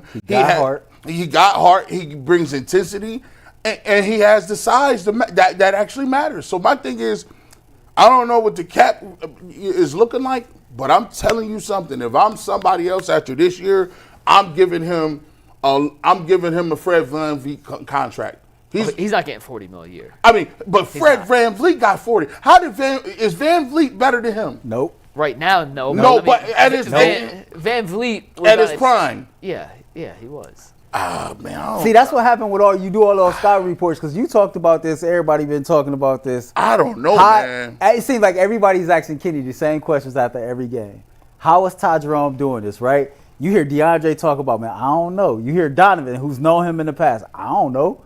Kenny was with him in Golden State. I couldn't tell you. Like, sometimes it's unexplainable. You just got to sit back, enjoy the ride, and be thankful he on your team. Preach. Is he better than DiVincenzo? And he got a bag. What was DiVincenzo's contract? The issue is there's not teams with cap space this year. Well, listen, I'm not hoping. I don't want to talk him off the roster. Yeah, no. But I'm just saying, Well, he's playing out his mind, man. On the Jerome thing, then we'll get to the next topic I want to talk about from the Celtics game. The Cavs have early bird rights, which helps. They could sign him to more than what they could if they didn't have early bird rights as a non-level, mid-level exception, because they do have that with him. His best friend is on the team. His childhood homie's on the team. A coach that loves him, and he seems to love back, is on the team, and a general manager that wanted to draft him when he was coming out, that now believes is still there, and he's on a championship caliber team, as opposed to going to the 3 teams that have cap space this summer, and none of them are good. We need to find him a girlfriend here, too. Get seal that all the way up. Like, yeah, you trapped Man, all the way. We got something in Cleveland better than that, man. We got, like, one of the best food scenes in the entire world, man. Like, listen, stop playing with my city like that, bro. Like, Ty Jerome ain't too quick to leave up out of Cleveland, man. Hey, he got everything here at his fingertips. It looks like a perfect setup. I will say this, though, man. If you ask me right now, who could you see hitting multiple big shots in the playoffs besides Donovan Mitchell? It's Ty Jerome. I mean, Darius Garland is like the best clutch plus minus in basketball, shooting 60% from 3. Yo, I'm just envisioning it. It's getting to the point. It's getting to the point, and Spencer is behind the scenes, but it's getting to the point to, like, when we at the games, me, Mike, and Spencer sit next to each other. Every time this man hit a shot, the first thing we do is look at each other. It's crazy. Every single time. Like, he's the best story in basketball. I've said it. I'll say it again. He's the best story in basketball. Speaking of the best, though, was the Cavs win over Boston their best win of the season? Or was the game against OKC, or any other game, a better win? No. There's nothing beating this. The reason why this ain't that wasn't the best, listen, we ain't got to talk to you, Jayson Tatum. What's up, Jason? How you doing, man? I see your hair and your beard looked good on the game last night. I just want to let you know, man. Shout out to you. Got his beautiful wife, Ella May, or that's his girl. He's winning all the way around. He's just doing his thing. Man?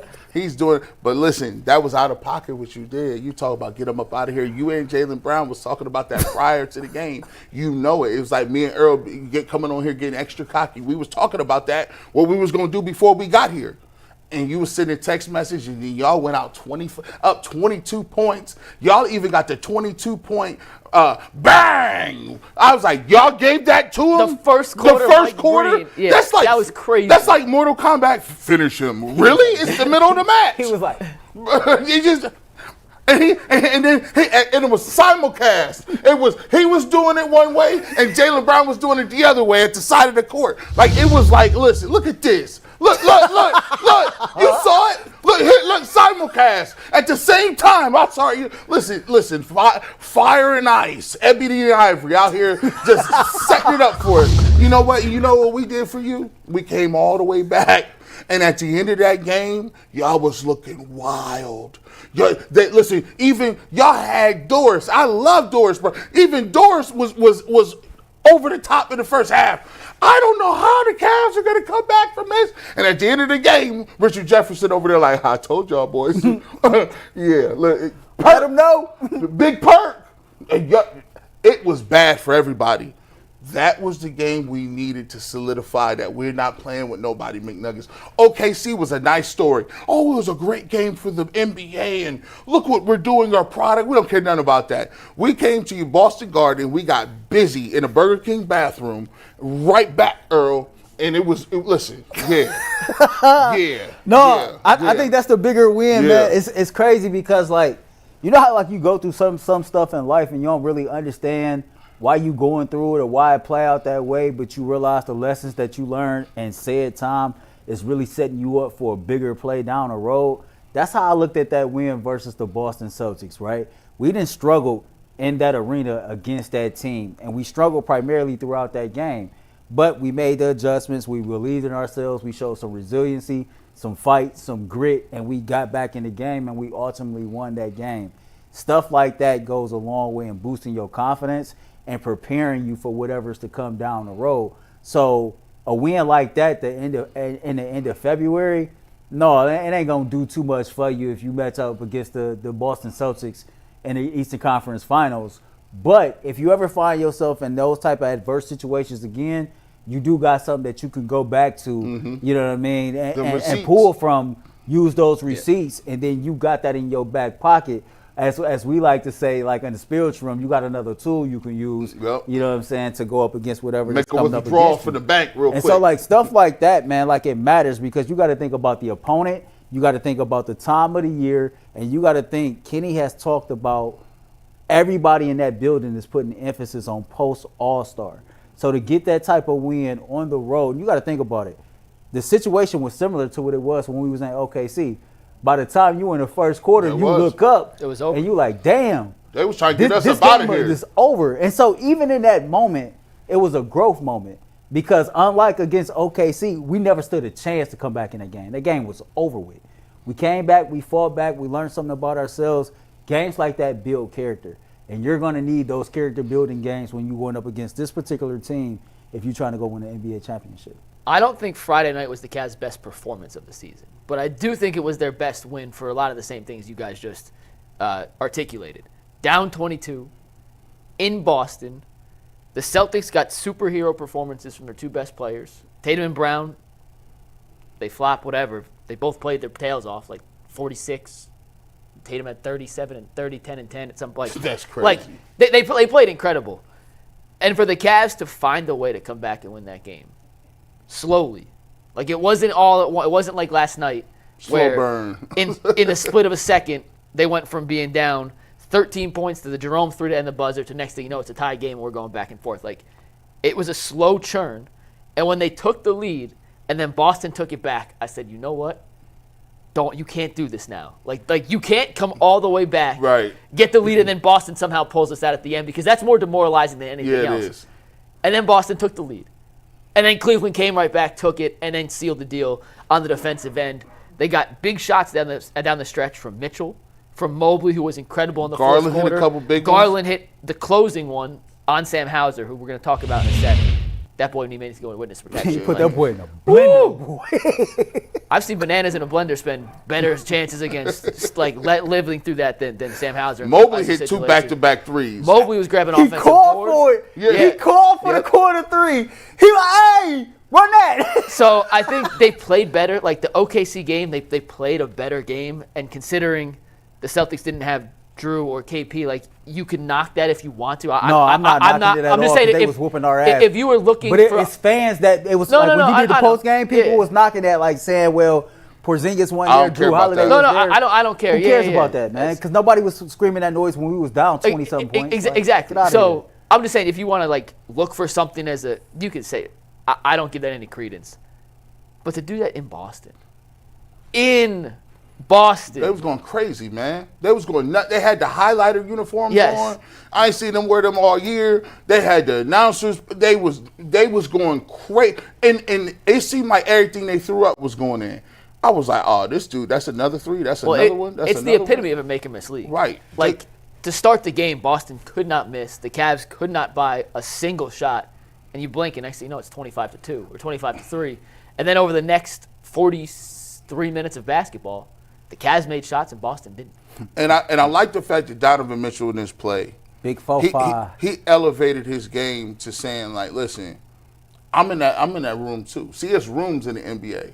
Like, all-stars hang with all-stars. All NBA hang with all NBA. Then it's the superstars. And then it's the GOAT status.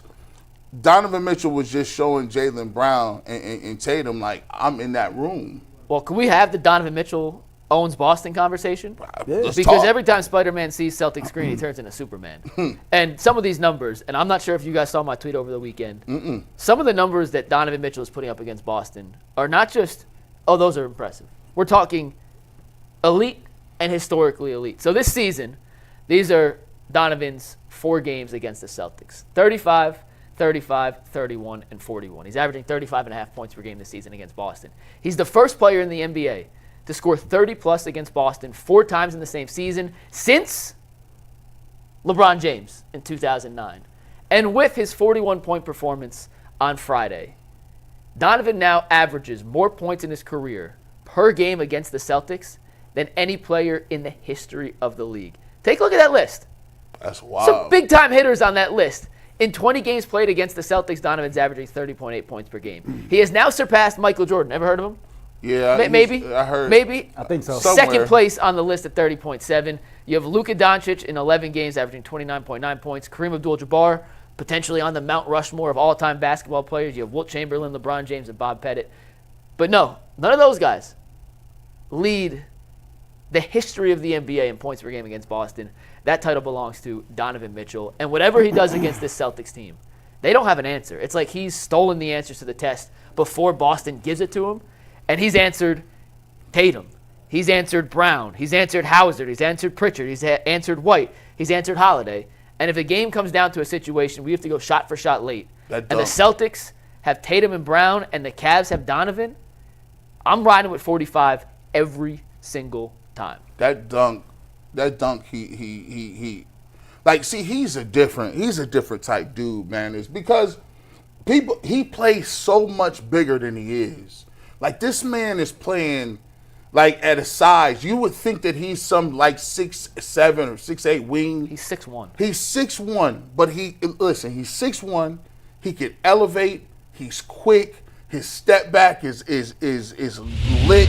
He can hit tough shots. The floater. He has a real different game. His game is very difficult to like pinpoint. He a 3-level scorer. Yeah. That's exactly what he is. He a 3-level scorer. He does it on a lot of different levels, and I love the fact that he's starting to realize, okay, cool, I do want to distribute to my guys and I want to get guys open, but on the road, I don't got time to wait for the road players. Like, I got to keep us in the game and keep us afloat. You got to have that life raft mentality because, yes, you want your guys to have confidence enough that you can contribute at key points, but you can't have them down by 15 on the road in Boston for them to take hold. So he seized and understood the time. It was like, okay, Tatum, Brown, they doing their thing.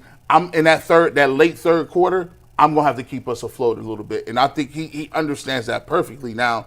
Because remember, there was points in times where he was like, he would just be like, give me the ball, I'm going to just do it every single time. Or he didn't understand that level that he needed to, split hairs and figure out what he wanted to do. So against Boston, man, listen, he's figured out the correct pace, the energy level, the competitive nature. And listen, this is going to be, and we talk about rivalry. It has the makings. It got the makings. The Cavs got to pull it off. But you could tell when you mention the Cavs' names around Boston Celtics like Tatum and Brown and Horford, they don't like them. I think what's more impressive than a 30.8 in 20 games is what he's done 10 games here with the Cleveland Cavaliers. In 10 games since he's been a member of the Cavaliers against the Boston Celtics, the man is averaging 35 points, 6 rebounds, and 4 assists a game, right? And big-time players step up in big-time moments and big-time games, make big-time shots, and just does everything on a much larger scale. It seems like, no pun intended, but every time like Boston shows up, it's like the dude is constantly seeing green. I don't know what it is about this particular team, whether it be on the road or at home, but he has them figured out. And the greats do. You talk about Michael Jordan, you talk about back in the day, Magic Johnson, like, it says something to be that caliber of player and know the history of that particular franchise and be able to show up the way that you show up every single time that you play this team. I think in the games that he's played here in Cleveland, of the 10 games, only 2 of them, he had 25 points in 29. Every other game since he's been here has been over 30 points. So that tells you a lot. And then how you say, like, on the road, the one game that we won in the playoffs in Boston last year, he didn't even hit the ground running as a scorer. He hit the ground running as a facilitator. Mm-hmm. And so it just seems like against this team, he just got a good feel for him to where he knows what to do at said moment. It's funny because Boston wants to hunt mismatches, spread you out, right? Well, in the fourth quarter on Friday, and in the fourth quarter at the home game they won, when he scored 20 points in the fourth quarter, didn't miss a shot. Remember when they came back and won that game? He was doing what Boston did, just better than Boston. Yeah. He was finding Sam Hauser every single time. And if you want to play his highlights from Friday again, you can see in almost that 1-3 in the fourth. Almost all these highlights, he's finding number 30 on Boston saying, you can't guard me. There's no chance in hell you can guard me, and I'm going to find a way. This obviously is not this is a dunk. This doesn't That's count. what changed the momentum right there. That play right there. That was early in the third quarter. That's how you knew the Cavs were not going to go. The rest of these switch on Sam Hauser, or didn't switch, but I promise you they're coming in. Sam Hauser got abused in this game, and anytime Donovan saw Sam Hauser on him, it was an immediate, I'm putting the shot up. There was an example, and there's nothing you can do. That's what Boston does. Here it is again, trying to hunt out Look at that. I heard Darius or whoever. The Cavs were doing it just at a higher level to Sam Hauser on Friday, and Donovan has done it time after time after time, finding ways to get the matchup he wants in these situations and then exploiting them. I mean, these shots. The dude is fearless, man. These shots ain't. This is not a walk in the park, man. This is like they got shot hands up. This is. I mean, it's not like it's just easy work. Like, I think Donovan Mitchell is starting to seize the opportunity to understand if he wins the championship. That changes everything for that him. puts you in a whole nother living room. Like, that's a whole nother dining room. That's a whole nother place where it's like, no, I'm gonna give me a new house. I ain't doing no I renovations. say it's a new neighborhood. Yes. It's not a new room. It's a new neighborhood. I got a teaser. Only Mike and Ant know this. I ain't gonna give you too much, but I already got a topic idea in mind for when the Cleveland Cavaliers win the championship this year, and it involves one Ty Jerome. I'll give you back a little bit. That's all I'm gonna give you. I hope you have more than one topic. It's a teaser for me too, because I don't remember what he told me. For sure. I got like 8 topics already. We better have like 7 days worth of content. But I got like 8 topics already. Just waiting on it. Hey, it's just, but think about it. Like, when you start to get to a point, sometimes you don't even have a good enough team to even start thinking about championship. The Cavs do. When you get that type of team, you start thinking different. Like, Donovan Mitchell is not thinking like Donovan Mitchell in Utah. Donovan Mitchell thinking like, oh my goodness, Evan Mobley came back and did what he was supposed to do. Darius Garland is back to doing what he. Oh my goodness, DeAndre Hunter don't want to miss. Ty Jerome is Steph Jerome. Like, what are you talking about? I don't think the man gets enough credit for the sacrifices he's made this year, right? I had the opportunity just to talk to him off the record once, and he the first thing, and this always stands out, I just thank them for allowing me to lead them. That's exactly what he said to me. I just thank them for allowing me to lead them. Like, when you make the type of sacrifices that he's made, when you got the name recognition that he does, right, to be that type of selfless leader and understand in order for me to reach the common goal, or we to reach the common goal of winning the championship, it can't be about me averaging 27, 28 a game. It can't be about me playing 36, 37 minutes a game. I need to defer to these dudes to build their confidence and to get them ready for us to go through this gauntlet of the NBA playoffs to ultimately get to the goal of trying to even win a championship. And he recognized that early on. As a leader, he understands, due to the chemistry and camaraderie that he has with the group, he knows how to go to each individual and get the best out of said player.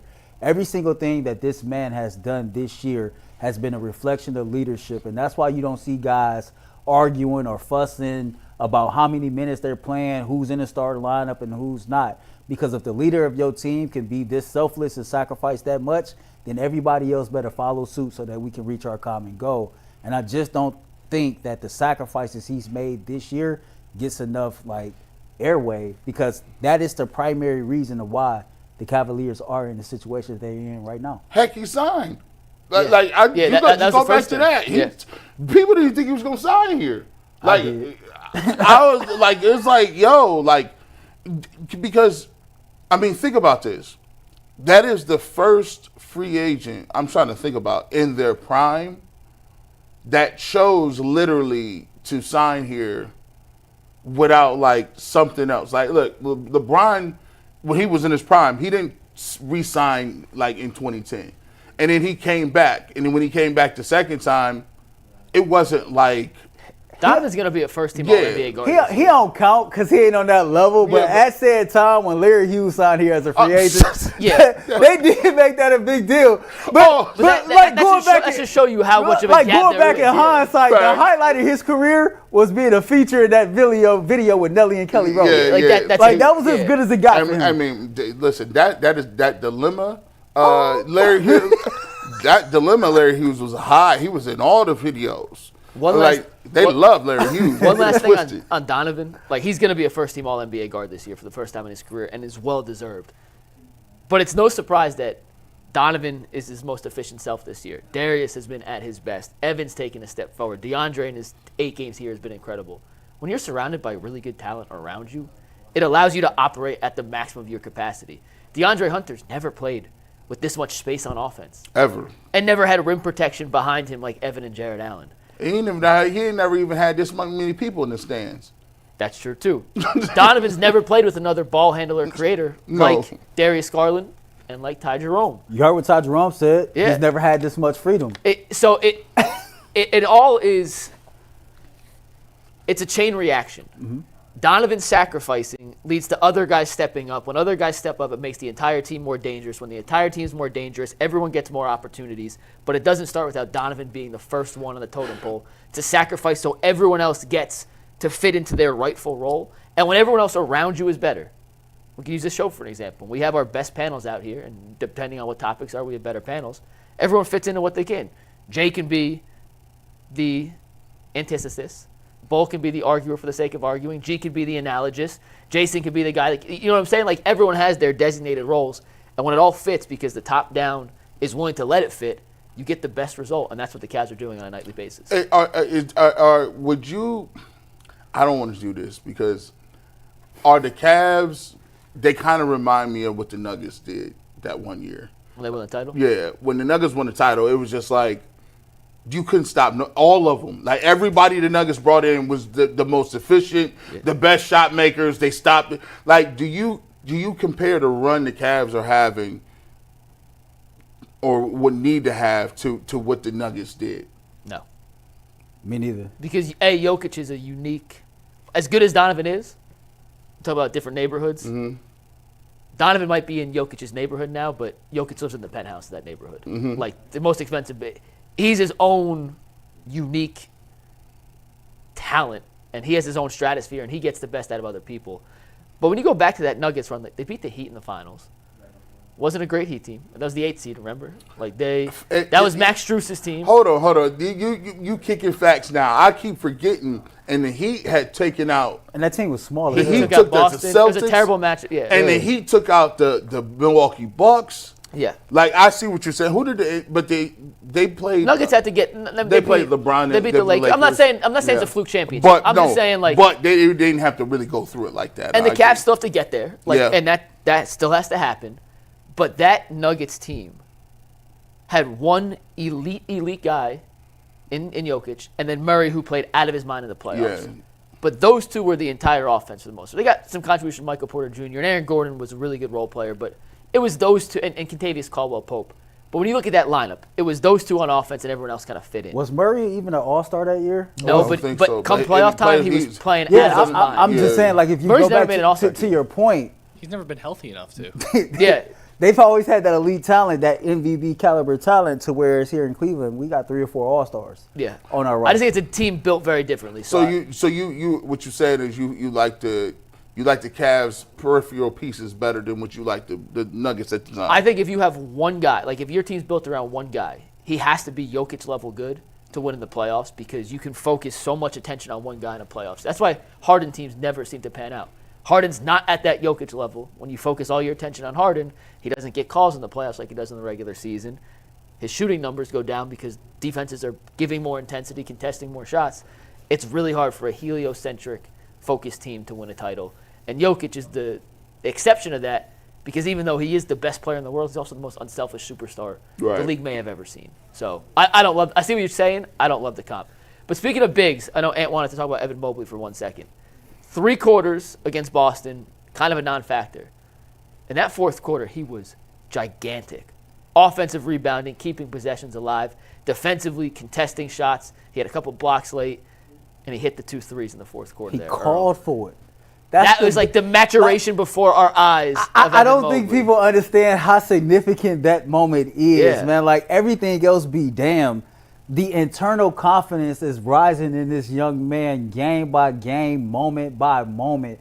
For him to be standing in the corner in that moment with the game in limbo like that and call for the ball with the level of confidence that he did and then knock the shot down, like, nobody in this world could believe Evan Mobley is him until Evan Mobley believe he's him first.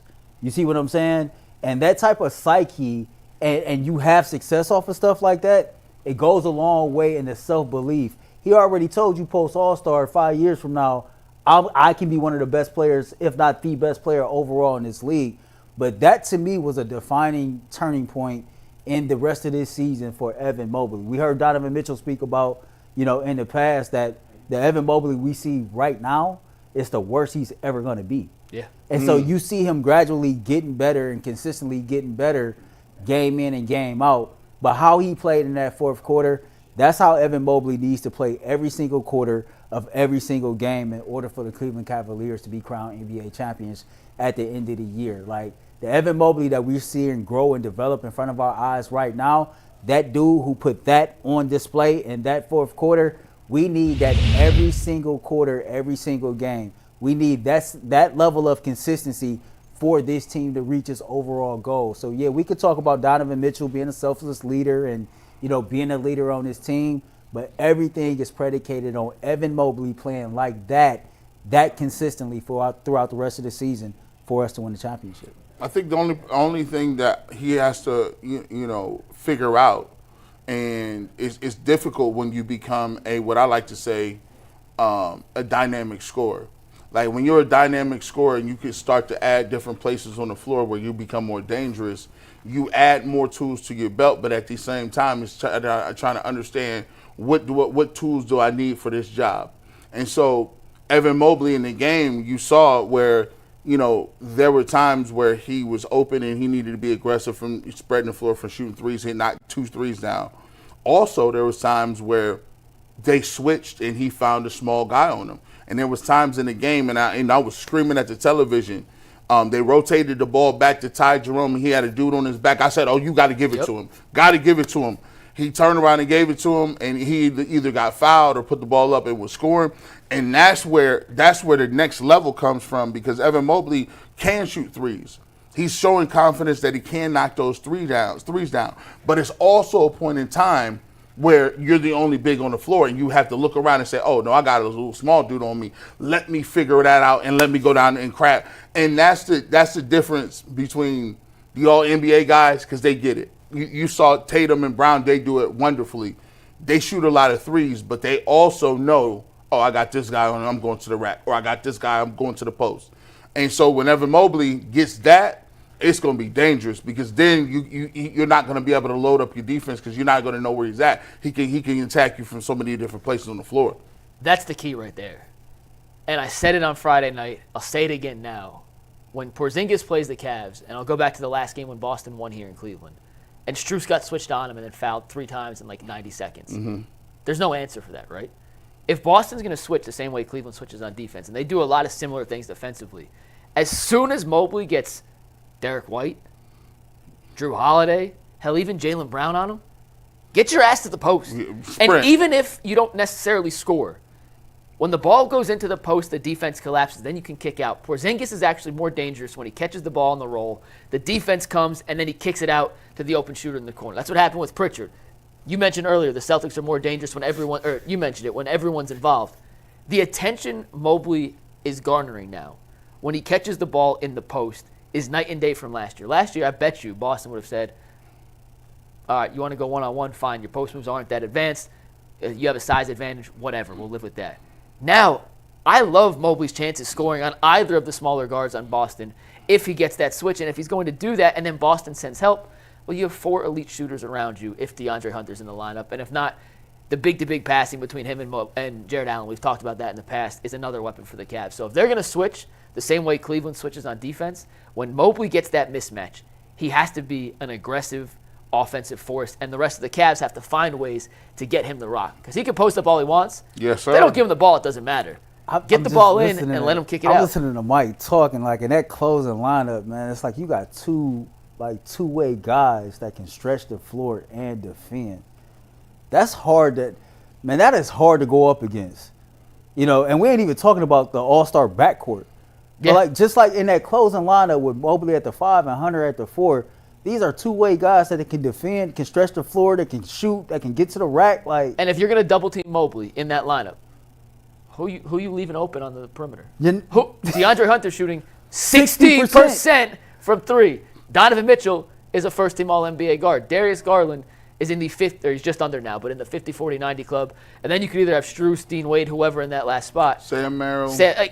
Pick your poison. It's a great problem for the Cavs to have in terms of we have too many guys that deserve these clutch time minutes. And not to say, and I'm looking at the people that they gave up, and not to say that those weren't two good pieces, but it seems like Hunter fits just too good because he doesn't do a lot of the same dribbling that Karis LeVert has to do to get shots. No. He's not as sometimey as the jumper from George Niang, and he has bigger size and defensive prowess than both of those players. It's almost like you took the best traits from both of them and put it together, and you got one person. And made them taller. And made their arms longer. It's wild. The beautiful thing is because yesterday was my first time really getting a chance to be around him, because of everything. But it doesn't seem like chemistry was disrupted at all. And so when you can get better on the court and you don't lose anything in the locker room, that's a win-win situation right there. 8-0 since getting DeAndre Hunter. You can't ask for anything better than that. They've won 10 in a row. They are 50-10 on the season, and they're back in action tomorrow against the Bulls. And you got to read for us. What's up? Yeah, before we go back to football, guys, I just want to remind you, when the game tips off, the NBA action is just getting started, and there's no better place to get in on it than FanDuel, America's #1 sportsbook. With FanDuel, you can place live bets throughout the game, so even if you miss the opening tip-off or you want to bet on a fourth-quarter comeback, you can stay in the action. And if you're looking for a bigger payout, you can even combine your live bets into a same-game parlay. I love using FanDuel's live betting feature because it keeps every moment of the game exciting. And right now, new FanDuel customers can get $150 in bonus bets if your first $5 bet wins, and just visit FanDuel.com to join today. That's FanDuel.com to shoot your shot at $150 in bonus bets. Make every moment more with FanDuel, the official sports betting partner of the NBA. All right, back to the Browns we go, guys. Jeremy Fowler was in the Combine, or at the Combine this week, and he wrote an article on the entire NFL talking about the dominoes at the quarterback position around the league now that Matthew Stafford is going back to the Los Angeles Rams. And he mentioned in his article that the Browns will likely draft a quarterback at 2, but they're also interested in bringing in a veteran quarterback. And the 3 veteran quarterbacks he's heard most tied to Cleveland are Kirk Cousins, Daniel Jones, and Carson Wentz. G, you said you liked Kirk Cousins earlier, so I want to start with Earl on this because I'm assuming you're not going to change your answer from 46 minutes ago. But Earl, if your 3 options for the sake of this discussion are the 3 Jeremy Fowler mentioned tied to the Browns, Wentz, Daniel Jones, and Kirk Cousins, of those 3, who would you be most in favor of the Browns pursuing as a veteran quarterback? I'm changing my mind publicly from what I told you privately. Privately, I told you it was Daniel Jones. The reason why I said Daniel Jones initially is because I went back to what Tommy Rees said in his introductory press conference, that he needed a guy that was athletic, mobile, and can extend plays. Of the quarterbacks mentioned, he's the youngest, he's the most athletic, he can extend plays the most. But Daniel Jones was also looking for an opportunity to revise his NFL career and get another opportunity to be a starter. So by default, he's already X'd out. Carson Wentz, I ain't got no analysis on that. Just know I'm cool on that. Sorry, Steve. That was actually my note too. On Carson Wentz. Carson Wentz. Yeah. No. I got nothing. But when it comes to Kirk Cousins, I think that going back and watching the quarterback series on Netflix a couple of years ago, it sold me on who he is as a person.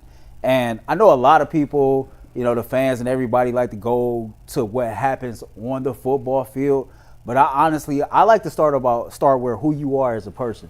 Because who you are as a person at this particular stage of his career will be determining factor on if the Browns should sign him or not, in my opinion. because you want a guy in here who understands that you may or may not be the starter. More likely than not, you're not. You're just going to be the quarterback for emergency reasons as far as on a football field. But are you vested in teaching? Are you vested in showing how a rookie quarterback how to be a pro and just how to navigate the everyday life of the NFL? And he seems like a person that cares about other people. You mentioned it earlier, like he's a very spiritual being, right?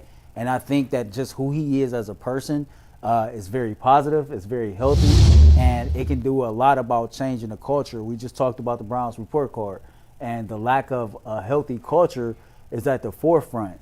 Yeah, Kirk Cousins might not be able to do that much for you at this stage of his career on the football field, but he can do a lot for a revamped quarterback room, G and Mike, as far as in the film room and the locker room and just being around every single day. So for me, if I had to pick one of these three quarterbacks, I would pick Kirk Cousins for those reasons.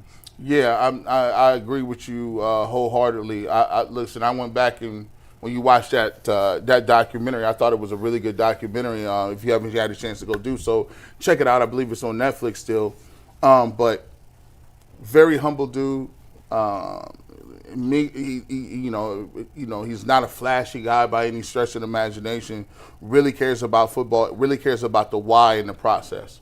I thought it was interesting and showed how he went to therapy and saw a psychologist, a football psychologist, about how it is you process winning and losing. There was an instance where they won a football game and he played terrible, and he was just like, it's crazy how you deal with that, because instead of thinking about the game and saying we came out winning, he was so hyperbolic about the way he played in the game and the turnovers he had. And he had to literally decompress, because he was like, yo, the goal is to win. And yes, I want to play well, but you have to figure out how you compartmentalize these things. And I thought he's just really a well-spoken dude. Plus, on the top of that, very intelligent in the way he looks at the game. He has a connection to Kevin Stefanski. And more than anything, I think the person that you want to change a culture and profile of your locker room, Myles Garrett and some of the things that came out in the NFL Players Association stuff, right? Players change that, right? The coaches don't change, the players change that.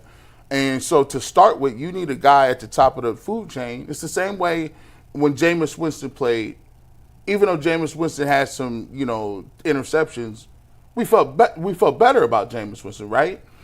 So yeah, there is a thing to be said about leadership. Yes, you want this guy to come in and be the most successful he can, but if you want to change your organization, he could be a person that has a very big role in showing these young dudes this is how it's done, how you move with it, and then when they put their talent level with it and their personality with it, now that's when you can look back and say the culture started right there, and that was one of the things that we try to do. When I saw the report from Jeremy Fowler and I looked at those three names, my first thought was, can we just super sim to 2026? Like, right. If these are the three options that the Browns are legitimately considering, there's a 0.0% chance they're not drafting a quarterback at 2. Like, you can't go into a season with Kevin Stefanski and Andrew Berry in the hot seat with either Daniel Jones, Kirk Cousins, or Carson Wentz as your quarterback. That is not going to happen. And if it is, you might as well fire him now, because I can promise you this. If Carson Wentz is your quarterback, you're not competing in the AFC North. No. If Daniel Jones is your starting quarterback, you are not competing in the AFC North. And if Kirk Cousins, who, by the way, I'm not sure how much you guys watched Falcons football last year, was not good. His arm looked shot. He couldn't move. Now he's going to leave a dome and come to the outdoor, windy Cleveland lakefront and try to throw and drive passes into tight windows against AFC North defenses. It's just not going to happen. Maybe it does, and I'll be the first to put my hand up and say, my man, I was wrong. I have a hard time believing that's going to happen. But if we're answering the question, of those three, who do you prefer? I don't like any of them, so take this with a grain of salt. But I think I would take Daniel Jones. You and I talked about it for a second yesterday. He's the most mobile by far of the group. He's a first-round talent. Hasn't lived up to the hype, but he was a first-round talent. He can't throw the deep ball. Stefanski doesn't even dial up deep ball, so we don't have to worry about that. Like, that part of the playbook we just completely scrapped to begin with. He's best in the intermediate and short range. And if you want to run him 800 times because he's best as a runner, run him 800 times and then put the rookie in your draft. So, like, I don't know. Like, trying to find some silver lining in a discussion that has no real positive outcome. I don't particularly like any of the three. Make Daniel Jones the starting running back if you can't re-sign him. Bro, that's crazy. That's wild. Draft Jalen Milroe, put Daniel Jones as your running back, and just run the double wildcat. You might as well at that point because you're gonna have nothing. That point, it's almost like I want somebody in there who has no upside. Like I don't want none of this. I don't want you to come in and ball out and be like, but look what we got in Daniel Jones, though. He had a breakout year, baby. Danny Don. No. Yeah.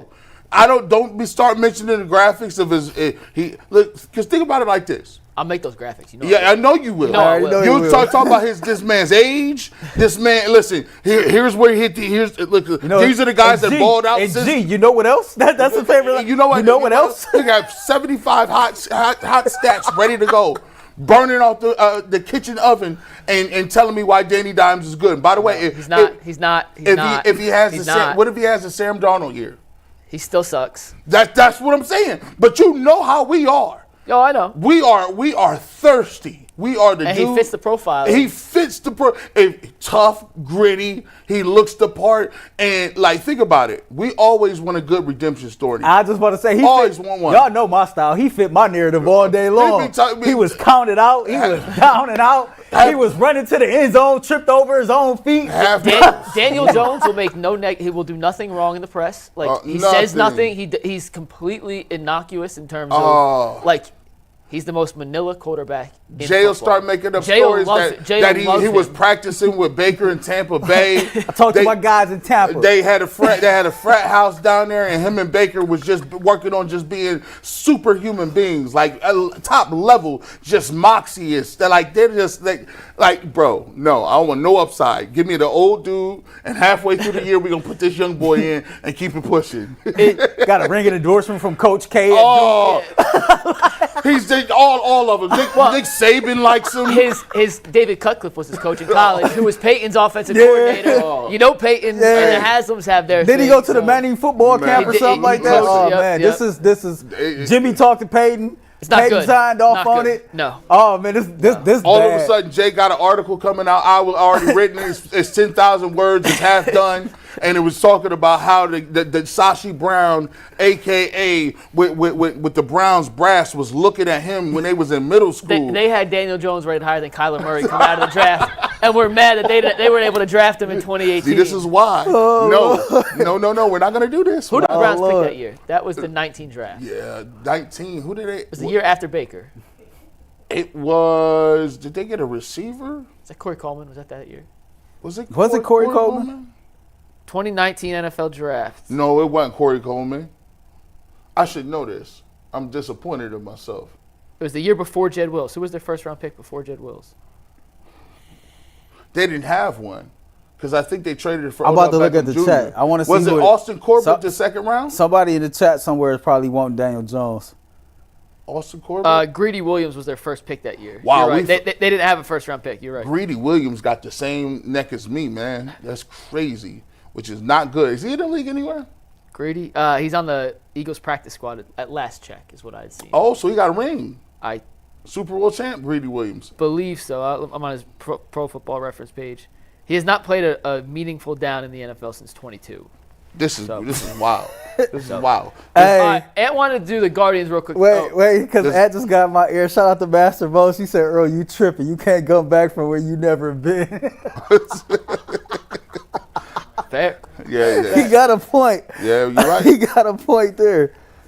And all right, so we only have 2 super chats. We're going to talk Guardians here for a second before we get to our super chats to wrap up today's show.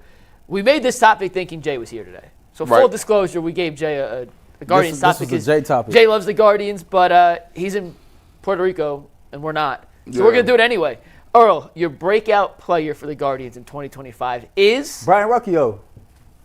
Yeah, I like Rocchio, man. Like that's what it is. I think what he showed me in the playoffs, like I can go back visually in my head and think about we was on the road in Detroit and he came up with some clutch hits, and that level of clutchness sustained itself, for the Guardians throughout the rest of the playoffs. You look at the regular season numbers, wasn't all that impressive. I think my man has 78 at-bats throughout the entire regular season. You bat 206, 8 home runs, 36 RBIs. He's going to get more opportunities this year, and I just believe that he's going to carry that playoff momentum that he had last year into 2025, and he's going to hit the ground running. I told Mike upstairs, like, you trust him enough with the glove, and he has a solid enough bat that I just believe with the year of work and things like that, that this year we're going to see more from him than what we saw last year. You know, it's wild. He better ball out because, listen, you gave up Jimenez and like, you're counting on Rocio to be like, okay, well, now I'm that deal. I think he showed more at the plate than I thought a lot of people had. I think his glove is okay. I think his glove can be. He's an above average, not great defensive shortstop. Right. Yeah. Like, I feel like his glove game, like, he can move into the good category. Yeah. Like, but they're going to need some offense from him. I went a different route. He was awesome in the playoffs, though. To Earl's point, he was way better in the playoffs than he was in the regular season. Playoff Rocio was different. Yeah. Like, he was on a different level. Now, we're going to have to put the lighters in the air. I think this man is going to it's do or die for this guy, G. Do or die for him because my mom loves this guy. And shout out if you watch your mom. Your man, Bo Naylor, he's going to have to do something this year. I picked him as my guy that's going to pop off the pages. Look at them numbers. 202, 4 home runs. They was counting on this man's power. Did he play that bad? I didn't think he was playing that bad. 4 home runs? This man with Menamoski, his brother, listen, you know, it's like Hunger Games. His brother got put in the sky from District 13. Yeah, he had 13 home runs last year. Okay, So I don't know. Ant must have grabbed a graphic that wasn't the most updated one. They put Josh Naylor in the sky. He's no longer with the ball club. So I need in the sky, damn, he dead? Like, what are you talking about? Put him in Arizona. No, it was just District 13, just like the Hunger Games. Like, you lost, he got trapped out in the woods. All you hear is your stats and your name in the sky. He needs to at least give me 20-something home runs. He had 13 last year. Give me 22. If you can live off your brother's legacy and at least ski mask 8 of those home runs and give them to yourself somehow, I take it. Because they're going to need to find some power for somewhere. You know, Big Christmas, you know, he's going to be platooning. We don't know if we're going to see DeLauder. We're never going to see any of these. Bazana, they talk about maybe Bazana by the end of the year. We're not going to get fooled. The minorities on the program and not get fooled by you again, Jason. He's going to be up here maybe by the end of the year. It's going to be, I think if everything goes right and double. No, it's not happening. Yeah, I don't want to hear nothing else about Gabriel Arias. I don't want to hear none of that. No, you're not going to fool us. Spring. Here we go with that again, man. You got us excited on the panel 2-3 years in a row. We need to see something that's progressions. I'm going to go with Bo Naylor. So I take a different approach because my breakout star for the Guardians in 2025 is a guy who wasn't on the roster in 2024. They traded Andres Jimenez, and as part of the deal after trading him to the Blue Jays was they got Luis Ortiz back from the Pittsburgh Pirates. And I looked at his numbers, and he was a solid pitcher last year. Wasn't great. 7-6. Yeah, don't look at records. The records are they're the Pirates. No, but he has a whip of a 1.11 whip, 3.32 ERA, almost a 3-to-1 strikeout to walk ratio. That was in Pittsburgh. And Pittsburgh is not a pitching factory a la Cleveland. They ain't got Carl Willis. And every time the Guardians and the Indians in the past would bring in a pitcher, they find a way to add 2 or 3 miles an hour to his fastball velocity. Yeah. And get the RPMs on his slider and his breaking ball to go up by 15%. And next thing you know, they bring in a guy who you thought this could be a solid pitcher, turns out to be a stud. Who was the lefty last year? Matthew Boyd. Off the scrap heap, starting game 2 in the playoffs for them. Lively played better. Lively. They did it with Tanner Bybee, who was not supposed to be the most highly regarded of their pitching prospects, who now has panned out to be the best. I think Ortiz has the raw skills to be a really, really effective pitcher in Major League Baseball. And he was solid with the Pittsburgh Pirates. I think he has a chance to be not just solid, but legitimately good here with the Guardians. And when their rotation's healthy, he's going to be their 3rd, 4th, maybe even 5th starter, depending on how some of these guys pan out. If that guy can be your 3rd, 4th, 5th starter going against other teams, 3, 4, and 5s, you have a chance to win a lot of games if that's the pitching matchup. Have you seen the projected starting lineup yet? Just curious. This is just a question. On the fly. Like the healthy for the rotation of the lineup? Yeah, for the rotation. I mean, for opening day, yeah, it's probably going to be Bybee, Gavin Williams, Ortiz, either Slade Sassoni, the guy they traded for, Naylor, and then McKenzie potentially. But you're asking, I think McKenzie I'm not is the right guy. I think, like, just, I'm no baseball, and none of us is really that, but just on a surface level, I think McKenzie is the X factor in all this because right now I don't think anybody's expecting to get too much from him. But if Tristan McKenzie can kind of like, dig back in recent history and become his velocity was up in spring training. Like if just a little bit of who he used to be, then that changes our entire perspective on how we look at this rotation as a whole. Because we know we got a solid bullpen, like we can trust that. So. And you picked a breakout candidate too. Who you got? Yeah, I actually, with your McKenzie take, I don't have a lot of trust in him, so I think this is the year that Gavin Williams takes that step up to be the third starter behind Bibee once Bieber's back. I'm assuming late August, I think is what we're projecting. He was Jason's pick to be the ace of the staff come playoff time on last Friday's show. He has all the raw tools. Last year, the injury kind of derailed the start of his season. I think he didn't pitch for 2-3 months into the season and never really got into a rhythm. But he's another guy with all the all-world potential. Velocity, the movement, all the stuff you want in a pitcher. You just got to put it all together. Just think 2 years ago, we was waiting on Gavin Williams to be called up and make his major league debut. We led the show with it. I remember that. We led the show with it. So here we are now. We can't act like that the man can't pitch and that he don't have some stuff. He was just hurt last year. He never really got his legs up under him. Like, it just didn't work out for him last year the way that we thought it should. He was showing his pitches a lot, which kind of, took him out that playoff rotation. So, everybody has to go through a little bit of adversity to become ultimately who they want to become and get to where they want to get to. So Gavin's no different. He's going to be better because of the things he went through last year. This year is going to be a referendum on what they get from Carlos Santana. He done been here 3, 4, 5 times. I think they might as well retire that man's jersey. But when you look at what Josh Naylor was giving you, he was your second best power hitter. You're losing 30-plus home runs. That was what the Guardians really, really needed. Carlos Santana had a good year last year. He walks a lot. He's a really good first baseman. But you're going to have to get some power from him. You're going to have to develop some power because you don't have a lot of power from Quan in left field. So we'll see. Jose going to have to hold it down in her first half of the season, as usual. Absolutely. And we got some super chats to wrap up today's show. Yeah, we'll run through these really quick. The first one from Salish Shastri, I think I'm pronouncing that right. Any concerns over Jared Allen? May be wrong, but he looks like he's a bit lost the past few games. I only wish I keep watching UCSS until the parade. Go Cavs. Yeah, I think his energy was down a little bit the last couple. Here's what you got to realize. Somebody's going to be up, somebody's going to be down. Yep. When you introduce some pieces of parts, everybody has to find their role a little bit. I think Jared will figure it out. He had 17 points and 18 rebounds the last time they played Boston before Friday. He played very badly against Boston on Friday. It doesn't mean he can't play against Boston. It doesn't mean he's unplayable in a playoff series against Boston, but he had a bad game. And now, if you're asking me who's their best five-man lineup, I'm not sure he's in it. So we'll see how that plays out come crunch time as they head towards the playoffs. From D'Angelo McQueen, superstars can learn from Spida, build and grow. And then our last one today comes from DB Dog. After watching film on both Sanders and Ward, I feel like Ward would be more DW-like, which isn't what Kevin Stefanski wants. Shedeur fits both Kevin Stefanski because he plays within the numbers. G, I'll let you address that. Well, it's just like dating somebody. Like Usher said, you remind me of a girl I once knew. Situations will arise, but you got to be smart about it. Yeah, I mean, they have different skill sets. Ward has better physical assets in terms of arm strength. They're similar size. I thought Ward was taller. I did too. He did not measure tall. in that tall, but both their hand sizes were pretty similar. And then you have the above the head, or what Earl mentioned earlier, above the shoulder assets that Shedeur has in terms of being able to decipher defense. So pick and choose your preference. Yeah, man. He got his father's confidence. Yeah.